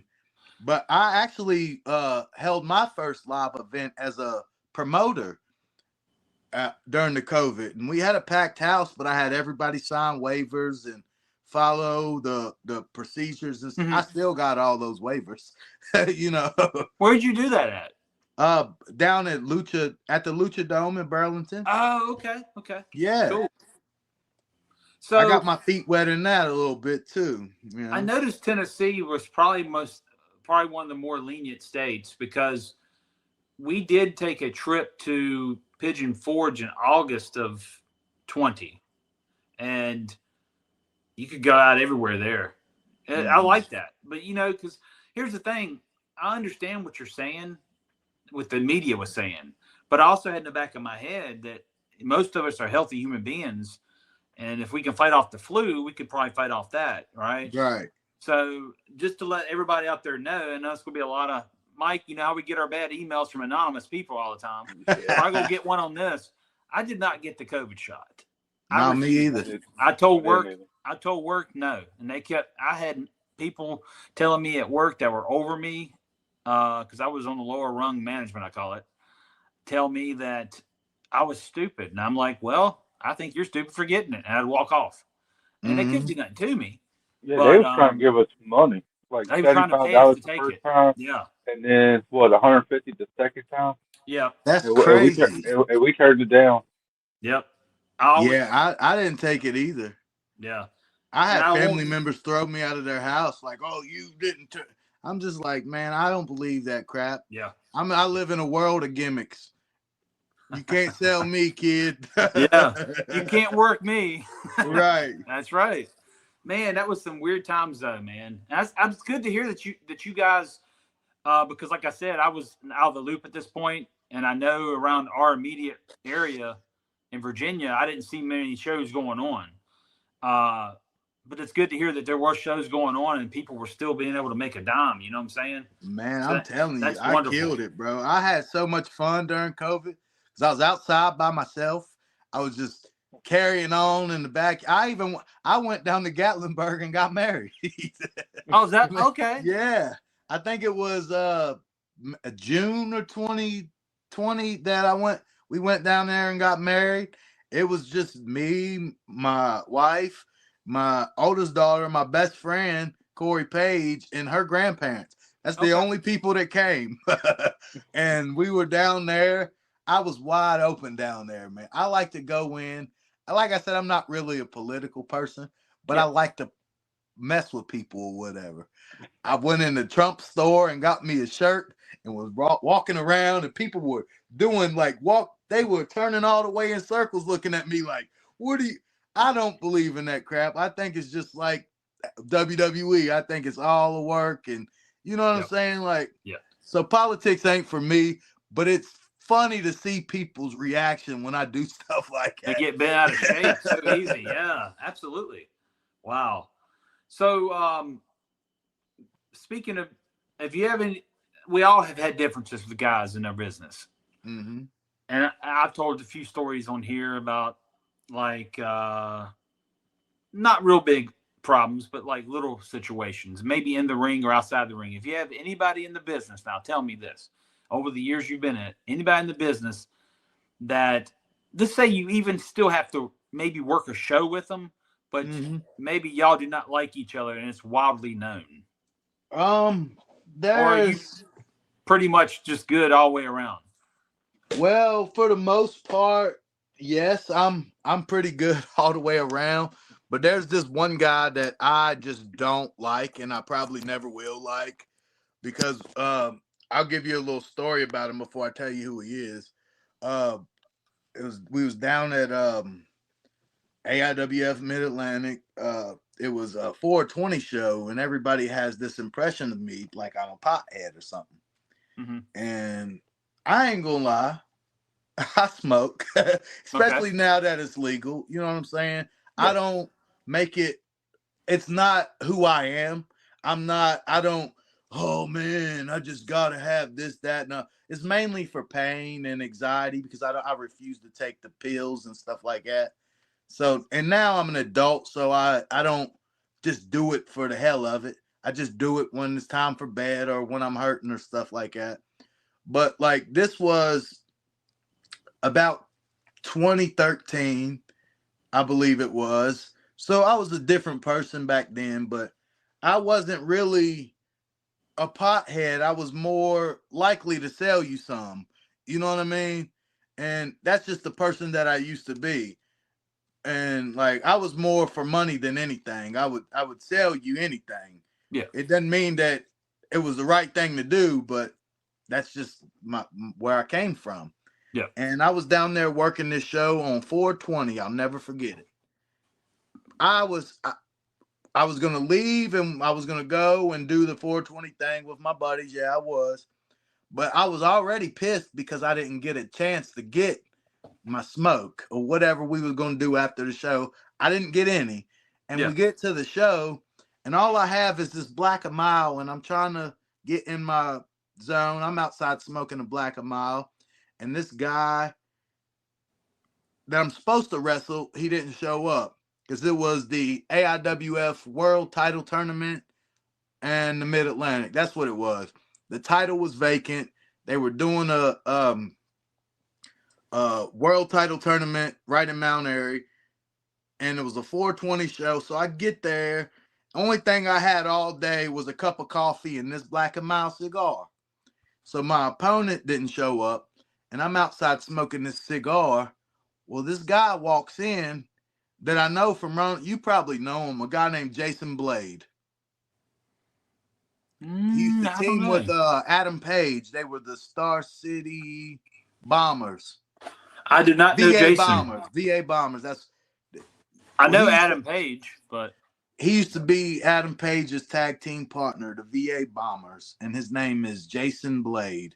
And I hope he watches this because I really want him to know. I was out there smoking that cigar, and he walked past me, and he goes right over to the promoter, and he tells him that I'm out there smoking pot. So the promoter, I think he was busy or something, and he didn't really get what he didn't really hear what he said or whatever. yeah. So they put me in a match with him. After my opponent didn't show up, I end up in this match with this guy. And mind you, at the time, I'm only 5'6", but at the time I was only about 130 pounds. And this guy's at least 5'10", going on 200. Mhm. And we're supposed to do this spot where, well, he's in the back telling me that he's going to give me a hurricanrana. And I'm like, I'm the small guy. I'm just thinking this. I'm not saying nothing because he's the veteran and he's already being a jerk to me. And I'm trying not to let my street side come out because, again, I was a different person back then, you know. So I'm just trying to eat crap and love the taste of it because that's what you got to do when you first start out. And I'm just letting this guy just give me the ringer. And we get out in the match, and it's probably the worst match I've ever had. And this guy goes up to do this hurricanrana, and dog, you're about 200 pounds, and I'm 130 pounds. And I'm very green. I didn't know what in the world he was doing. So we just kind of go down and roll. It didn't look terrible, but it didn't look the best. Mm-hmm. And we get through the match or whatever, horrible. I knew it was bad. He knew it was bad. And we get to the back, and he's over there at the promoter again. He doesn't say anything to me, but he goes over there to the promoter again when I get my stuff on and go, and tells him I'm out there. The match was horrible or something because I was out there smoking pot and I was a drug addict and all of this shit. And it kind of got me thrown out of the AIWF. So that guy, Jason Blade, I've had heat with him I haven't seen him since. I don't think he wrestles anymore. Actually, I lied. I did see him one time at a Pure Pro Wrestling show. And I ain't going to lie.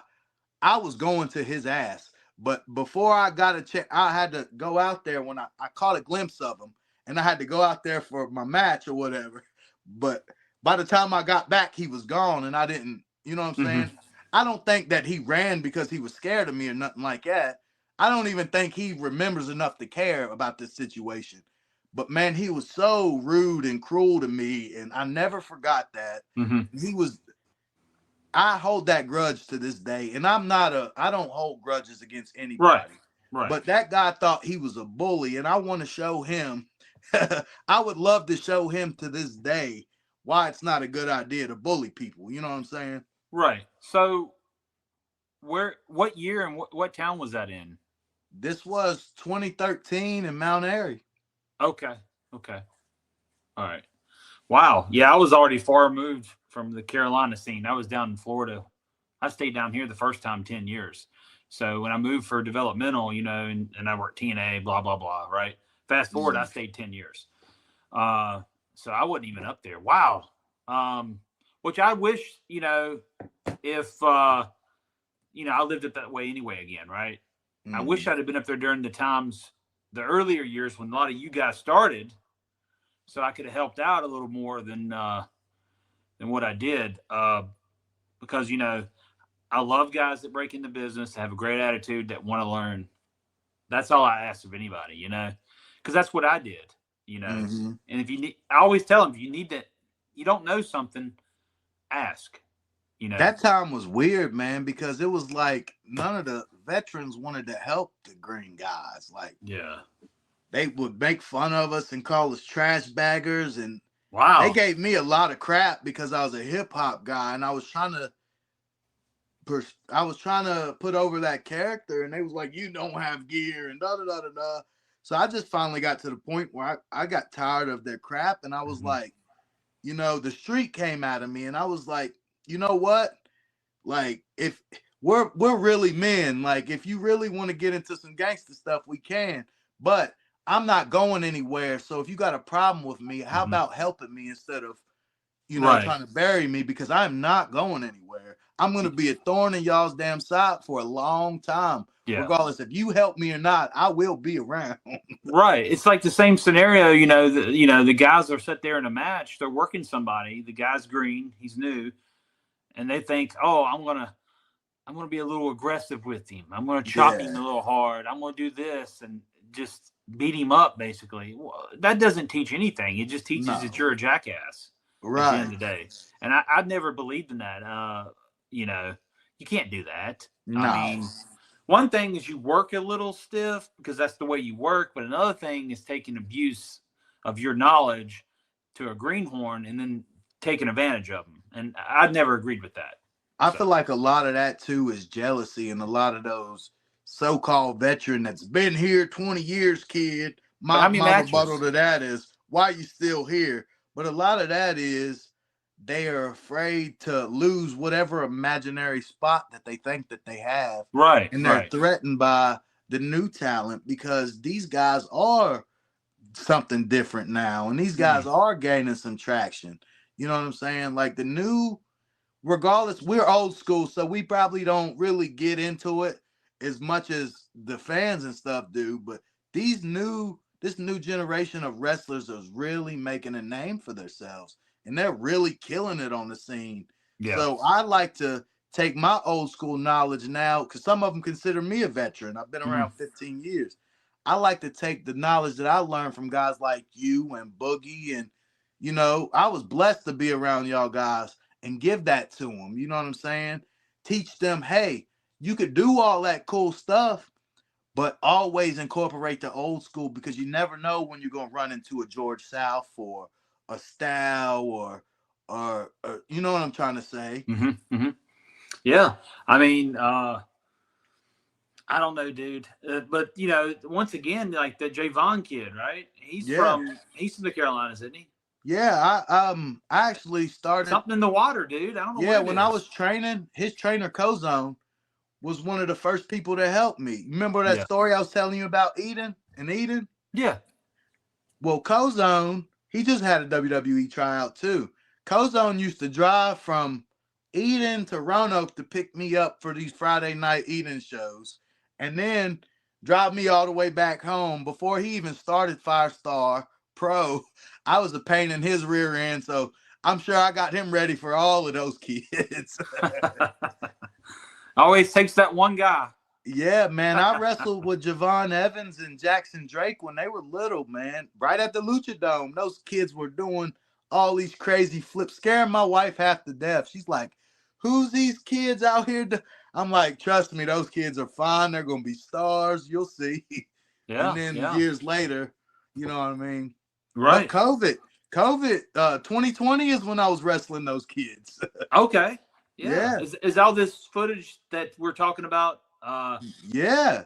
On I wrestled me and Ivan Ali from Pure Pro Wrestling. Mm-hmm. We faced Javon Evans and Jackson Drake for the American Lucha Wrestling tag team titles in 2020. Okay. We beat them for the American Lucha titles. Big Money Inc. versus the Wrestling Prodigies. Now, on your YouTube channel, you got one for the music, right? Mm-hmm. Do you have one for your wrestling? Oh, yeah. It's just the Yellow Man page. It's over. It's over. I think it's about 800 matches on there, I believe. Okay. Would any of these matches you're talking about in 2020 be on there, you think? Oh, all of them. Okay. Okay. Yeah, I try to get everything I can recorded, because if not anything else, it's for the memories, you know. Yep. It's absolutely. I mean, I probably shouldn't even be a wrestler, bro. I got a titanium rod in my hip. I got a titanium ankle on the same side. I got plates and stuff in my hand, and I'm screwed all up. But when I get out there, man, you can't even tell. Right. Yeah, because I remember you said something about your back at the Stewart show last year. Worked, and I'm like, would you hurt your back? And then you told me that story about having was it a car accident or something? I got hit by a car Okay. on Yeah. Brandon Road. Wow. Grandin? Brandon, right off of Grandin. Headed towards Salem. Oh, yeah, I know exactly where that is. Mhm. Yeah. Wow. Damn. Yep. How old were you there when that happened? I think I was either 15 or 16. Yeah, Okay. I broke my femur. That sucks, dude. I'm glad to Yeah. see a lot of people don't walk after a lot of stuff like that. Yeah, I had to learn. I taught myself how to walk because, like I said, we're broke, man. We couldn't afford physical therapy and all of that stuff. So, and my mom and them was always at work. So, if I wanted something to eat, I had to hobble my tail in there and teach myself how to walk again and take care of myself, you know? Yeah. Well, man, damn, you've been through a lot. Yeah. Even before getting into this crazy business that we're in, because we all know it's crazy. We meet a lot of characters, but the good old boys, I call it, the ones of us that want to succeed and see the business and letting it grow more and pass it down. We understand it, and then that's what we need. We just need to keep that growing, so the new generation, new crop, will continue to happen, and you keep sending them out of that area up there because, like I said earlier, I keep going back to it. Something in water, bro. Because something about going through George South Italian Stallion and the Hardy Boy Group and all that, man. That whole '90s was what started it, and I think after that, just something kept going, you know. And maybe that goes back to having guys like George and Boogie and older type trainers to be able to train these kids, because most of them are the ones making it. The ones going from, especially from like anything George has had his eyes on over the years. We talk back to Tessa Blanchard. He had a hand in that. He helped David Flair early on. Reed.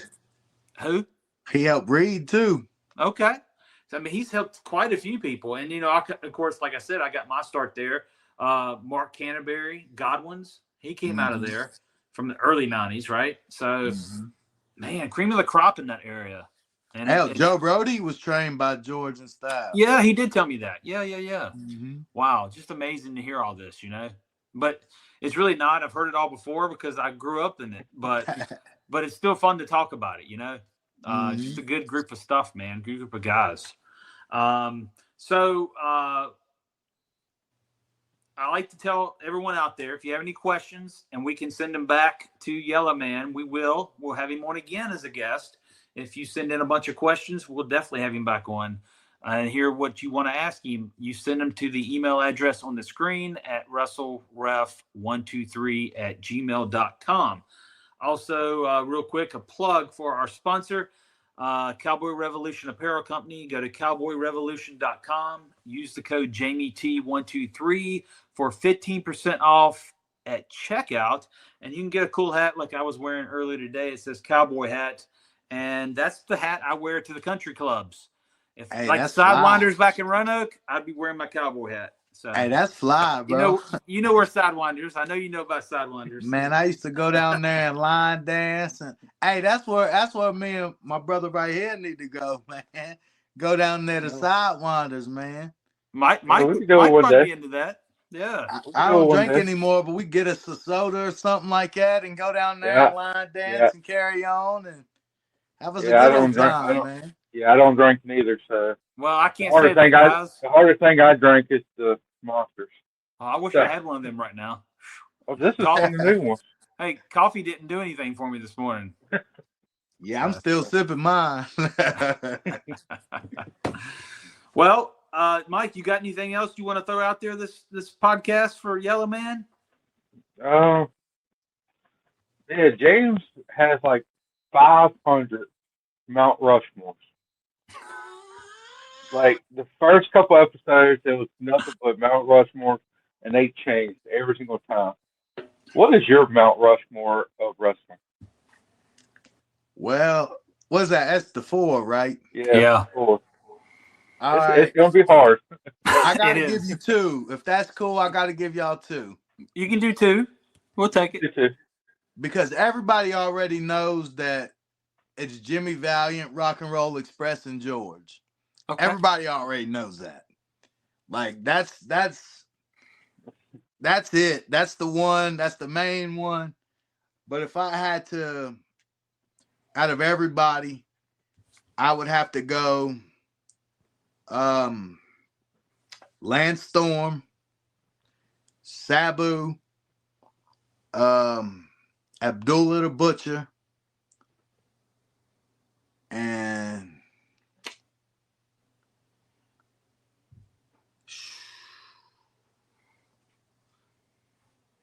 this about to mess you up, and I'm not even just saying this because my buddy, but I'll have to put Jimmy Love on there.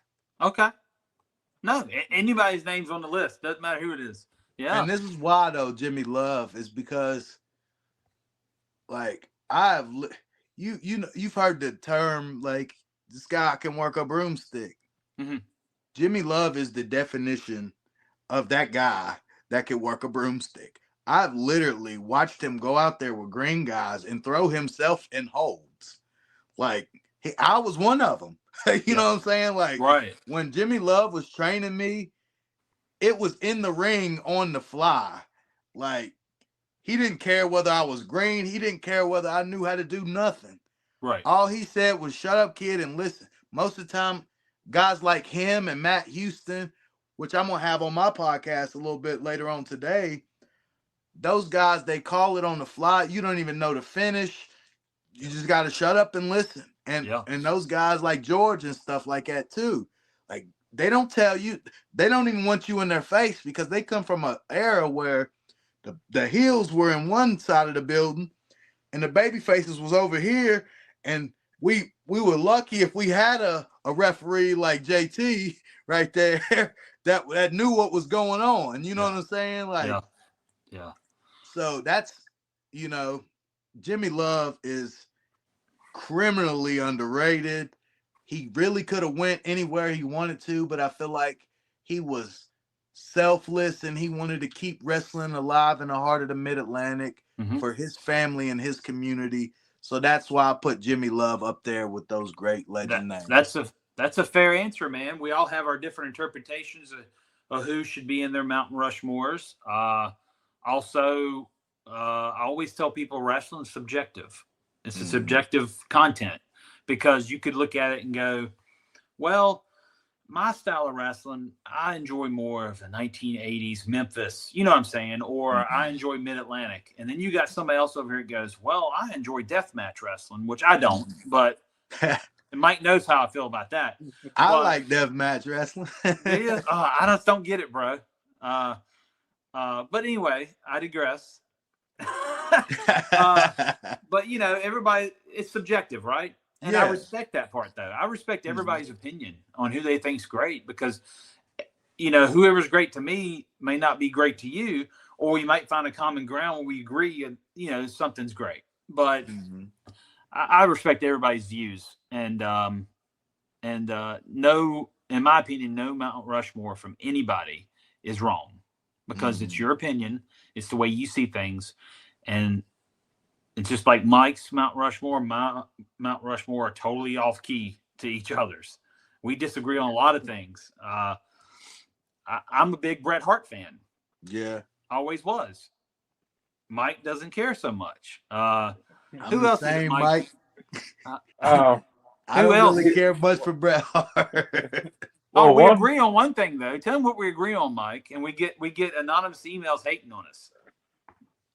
Chris Benoit needs to be in the WWE Hall of Fame for like his wrestling ability, not what he did. Not for what he did, of course. That's hard. But what he did in the ring, he's one of the best. He should be in the Hall of Fame, and Vince Russo needs to be in the Hall of Fame too. See, he puts Vince Russo in there, and not just for his writing. Tell him why. Because he's undefeated at WCW. And he's the real last WCW World Heavyweight Champion. He never got pinned or submitted in WCW. Oh, Vince? Yeah. Yep. Hey, I hear a lot of people hating on Vince Russo, man. I like him. Know him personally. What is he like? Face to face, he was always cool to me, but I never was like friends with him. Yeah. But he was always good. I can't say nothing bad about him. Never had any bad interactions with him. So yeah, funny story. Russo was going to throw and when I was in TNA, he was going to do like a young versus older talent type deal, with the younger guys getting a lot of a push over the older guys, right? To push the young youth of the company. So his idea was, I was the newest ref in. I was probably the youngest ref too, because you had Earl Hebner, Slick Johnson, and I can't remember who, Andrew Thomas or somebody still there. But anyway, he was going to use me as the youth movement and have me screw over the older guys. I was going to be like the Earl Hebner of the 2009, 2010, right? Well, Earl told me back at the hotel room, he's like, do it if they do it. Because Earl's the one that told me that's what was going to happen, right? Because me and Earl share a hotel room together. So I'm all excited going, man, I'm going to get this big old fun time on TV. I'm going to be this big referee star, have my own gimmick now. I'm excited, right? Mm-hmm. And then next thing I know, come back to TV in 2 weeks, nothing was mentioned of it, never happened. Oh, man. But Earl told me this, man, in the hotel room that night. He's like, if they come to you with it, take it. He says, do it, because everybody will remember that more than any match you've refereed your whole career. They'll remember you being the heel ref. He said, because that's what makes people talk about me first, is the Montreal screw job. Mm-hmm. They bring up, oh, yeah, Earl Hebner's referee. You know what I'm saying? Mm-hmm. So he told me to take it. Earl was like all for it, and it never happened. Man, that sucks, bro. Yeah, I would have loved for it to happen, because, you know, that might have been my next big push, and maybe have even a longer career. Or may have hurt it. Who knows? But, you know, at the time, if it seems right, you always do it. But but no, I was all happy about that. But no, Russo, apparently that was Russo's idea, and it never came through. I haven't never asked Russo if that's any truth. I don't see why Earl would lie, because me and him were really tight at one time, and we talked about a lot of things behind closed doors about company stuff and different things, right? Yeah. So he was a good dude. Earl treated me good on the road. So yeah, Russo was cool. I never had a problem with Bischoff. I never had a problem with pretty much anybody, except in the very end, me and John Laurinaitis. But a lot of people don't like Johnny. You can ask the whole wrestling community. There's probably out of every 100 people, at least 50, 60% of them people is going to say he's a piece of crap, right? So I've heard that. So that's probably the only guy, if I had to talk about in this business, and I really don't hold anything against him anymore, because time wounds will heal wounds, right? It's old saying. Time wounds will heal wounds. But, you know, it is what it is. But if I had to say, not for me and Jason Blade. Apparently not. But, you know, if I had to say there was one person in the business, it would be Johnny. Everybody else, I really can't say too much bad about. So, but, you know, Vince was cool. But no, that's a true fact Mike brought up, and he brought it to my attention one day, and I had to sit back and think about it. Because even though I worked during that time, you forget things. I definitely agree that he belongs in a Hall of Fame. I definitely agree. And the Benoit situation is kind of touchy for me, because I don't want to believe that he did what he was accused of. I don't want to believe it, but when the evidence is right there in front of you, you know, like, if anything, they need to recognize his career, but induct Woman in the Hall of Fame, I think. There you go. She deserves it. Nancy deserves it for sure. You know, there's been, and Mike has even told me, and am I right about this, Mike? You've even told me once that you think that someone killed them. I think so. That's what I think too. Like, it's stuff online. Like, if you really look into it, I mean, apparently he was on the phone with Chavo, and then all of a sudden, like, he answers the door because of the knock at the door. There was a scuffle, and then it just hangs up, and after that, you only reach him by text message. Mm-hmm. Like, what happened at the door? Like, right. Conspiracy theory right there, though. You know, we don't know. I'd like them to check some evidence. I'd really like for them to review that evidence. Right. Well, then, like, on the Wikipedia page, it already had Nancy dead, a couple hours or a couple days or something before she was even dead. And Yeah, I then remember hearing that. they traced it back to WWE headquarters. Yeah. Oh my gosh. So I mean, I don't know. yeah, shady sounding. Yeah, absolutely. But if he did do it, Yeah. obviously I don't condone that. But when we talk about Chris Benoit, we talk about the things we remember as fans and the good times, and the great matches he gave everybody, and very much Hall of Fame worthy just for that, in our opinions. But I seen the passion in his eyes, man, and I could tell Yeah. that Chris loved his family. Yeah. Like, again, I don't know what happened at the end.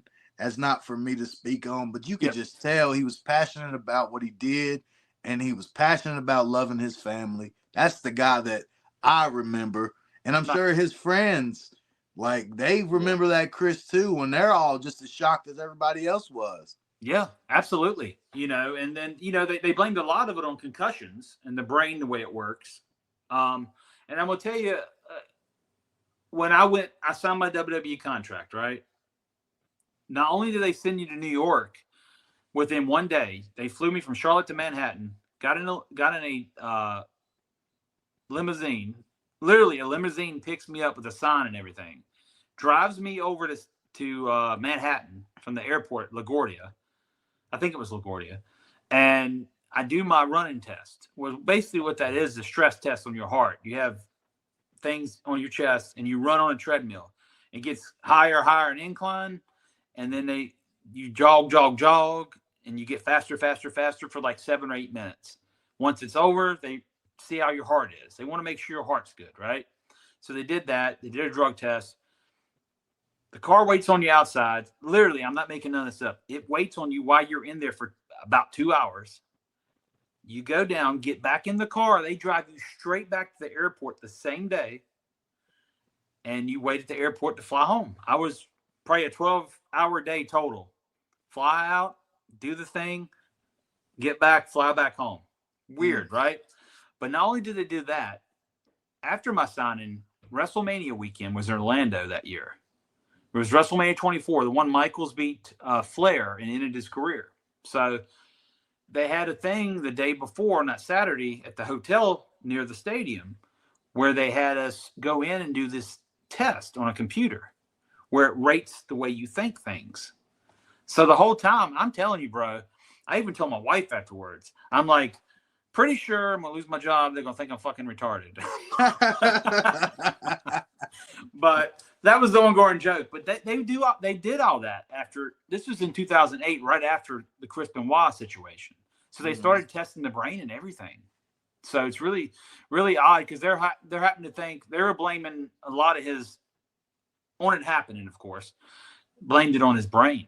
So concussions and all that. So yeah, they checked That's this all scary, out. man. Yeah.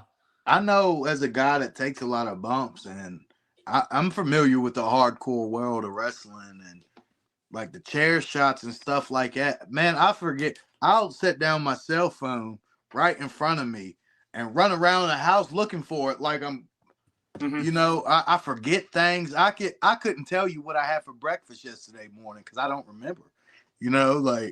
Yeah. I feel like there's some short-term stuff going on there. Yeah.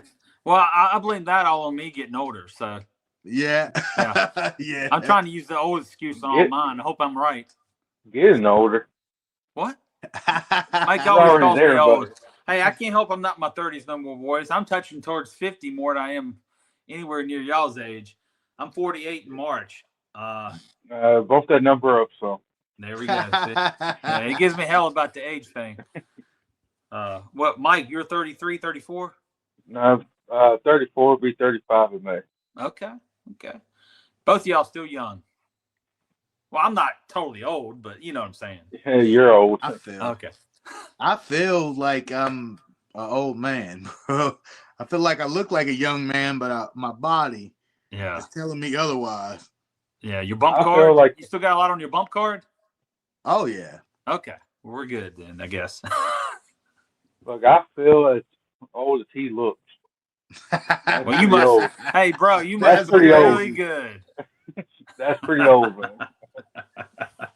That's too much, man. That's not nice. I thought we were boys, Mike. No. Okay. Sometimes. Hey, when you do your podcast later, tell Henry I said hi. For 'Cause, sure. I don't really stay in touch. Unfortunately, I'm bad about that. Life is weird, but I don't really hit people up all the time. But tell him I said hi. I liked Henry. Henry was a good dude. He's one of the other good dudes up there. Him and Lewis Moore, both great guys. I love those dudes. Yeah. You know, Henry was the first champion that I ever wrestled. I'll tell you a little quick rundown right quick. We were in the Reedsville Hotel, AIWF Mid-Atlantic. And I don't even think he was there yet or whatever.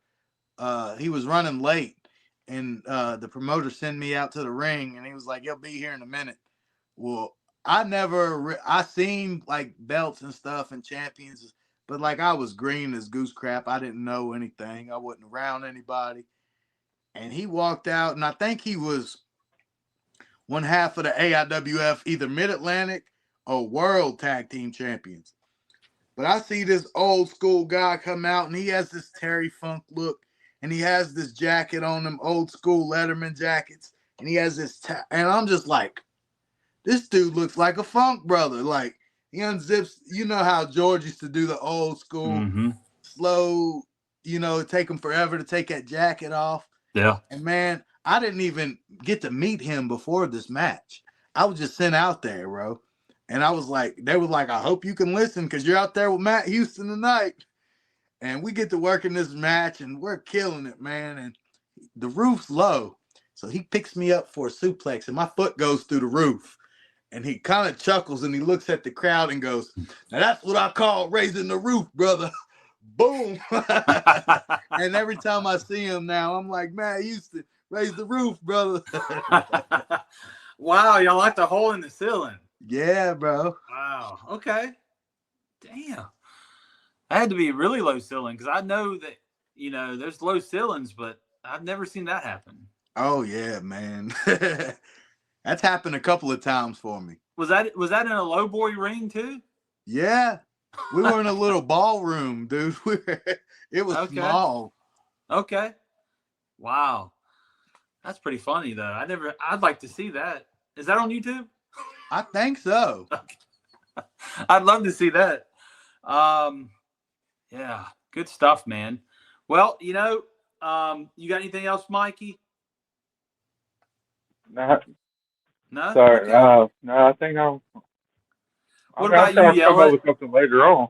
Oh yeah, it always happens. Do you got anything you want to share with us before you get off here today, my man? I just like to say thank y'all for having me.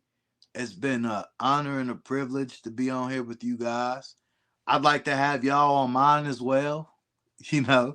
Oh, absolutely. Do an episode of Talk and Shoot with you two. You know what I mean? And yeah, hey, no questions off limit, my man. If you got anything you want to ask, by all means, do so. That's awesome, man. I'll be as candid as I can, Hey. unless I think I'm getting sued.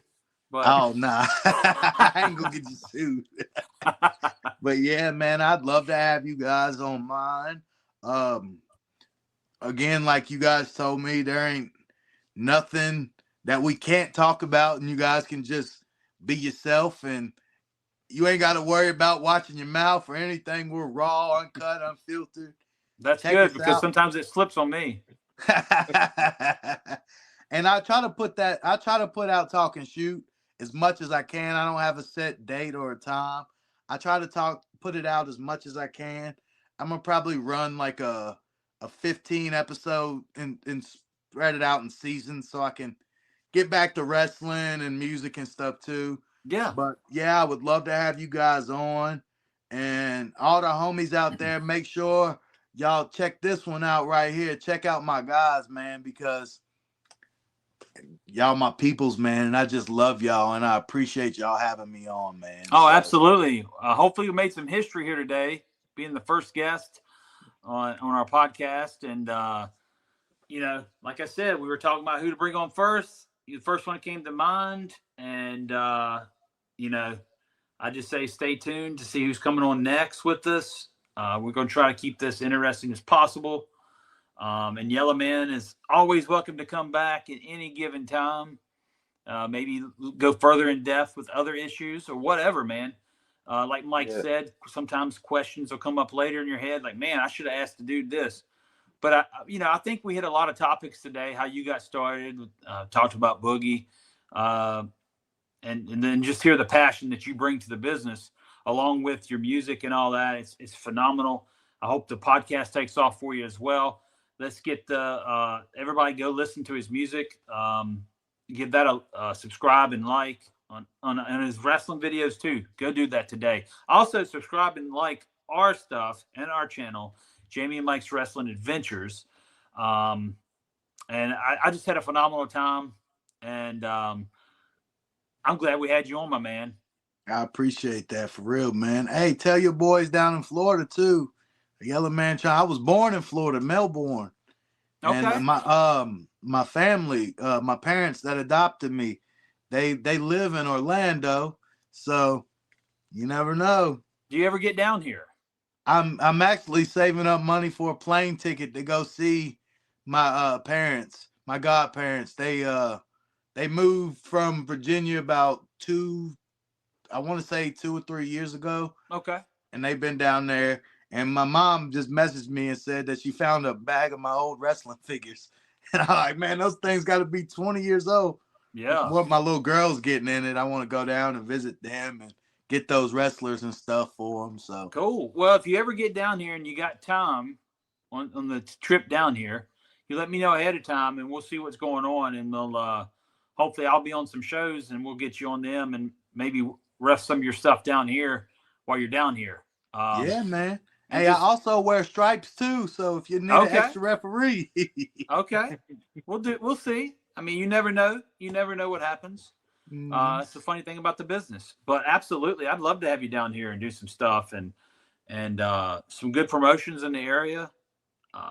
So it's, I hear there's a new one going to start, maybe heat it up down here, and maybe you get on that. So good stuff, my man. And I'll be back in Virginia as well. Like I said, I'm going to come up, visit some wrestling shows, see all my wrestling people, and spend some time with Mike and different things, and maybe see some family. So maybe take a week up there. Yeah, man. I'll be You're back. Always welcome, man. Yellow Man will whip it up for you and Mike. Come to Chef Yella's kitchen. We make anything for you. You hear that, Mike? It sounds good to me. I know I didn't talk a whole lot up in this episode, but I messaged James a little bit up in it and everything, because he asked me if I had any questions. Man, I was just sitting back and joining as a fan. I just love listening to people talk about it and stuff. So I'm just sitting back and I'm enjoying it. But next time you're on here, it'll probably be some more questions for sure. But man, like I said, it's good meeting you. I'm definitely gonna hit you up and everything, and be happy to get you back on here. And like I said, I was just joining it as a fan. So that's what's up, man. That's what I'm talking about, man. I appreciate that. That's what's so good about the wrestling business. Am I right, Yella?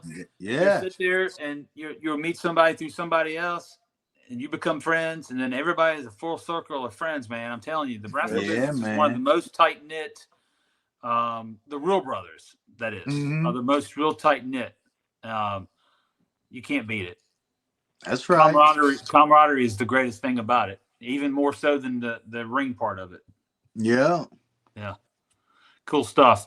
Well, hey, Mike, nice having you on as well again. Yellow Man, my man, it was a pleasure for sure. I'm telling you. Stay in touch. We got our numbers, text, call, whatever. If you need something, if you need to come down if you're coming down to Florida, definitely let me know.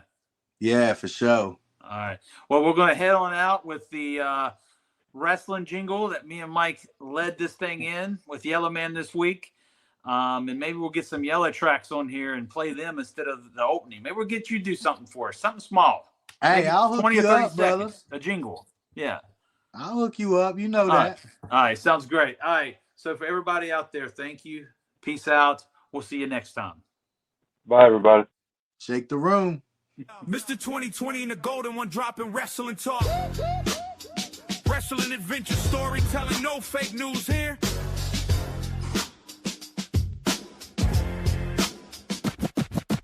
Yo, Mr. 2020.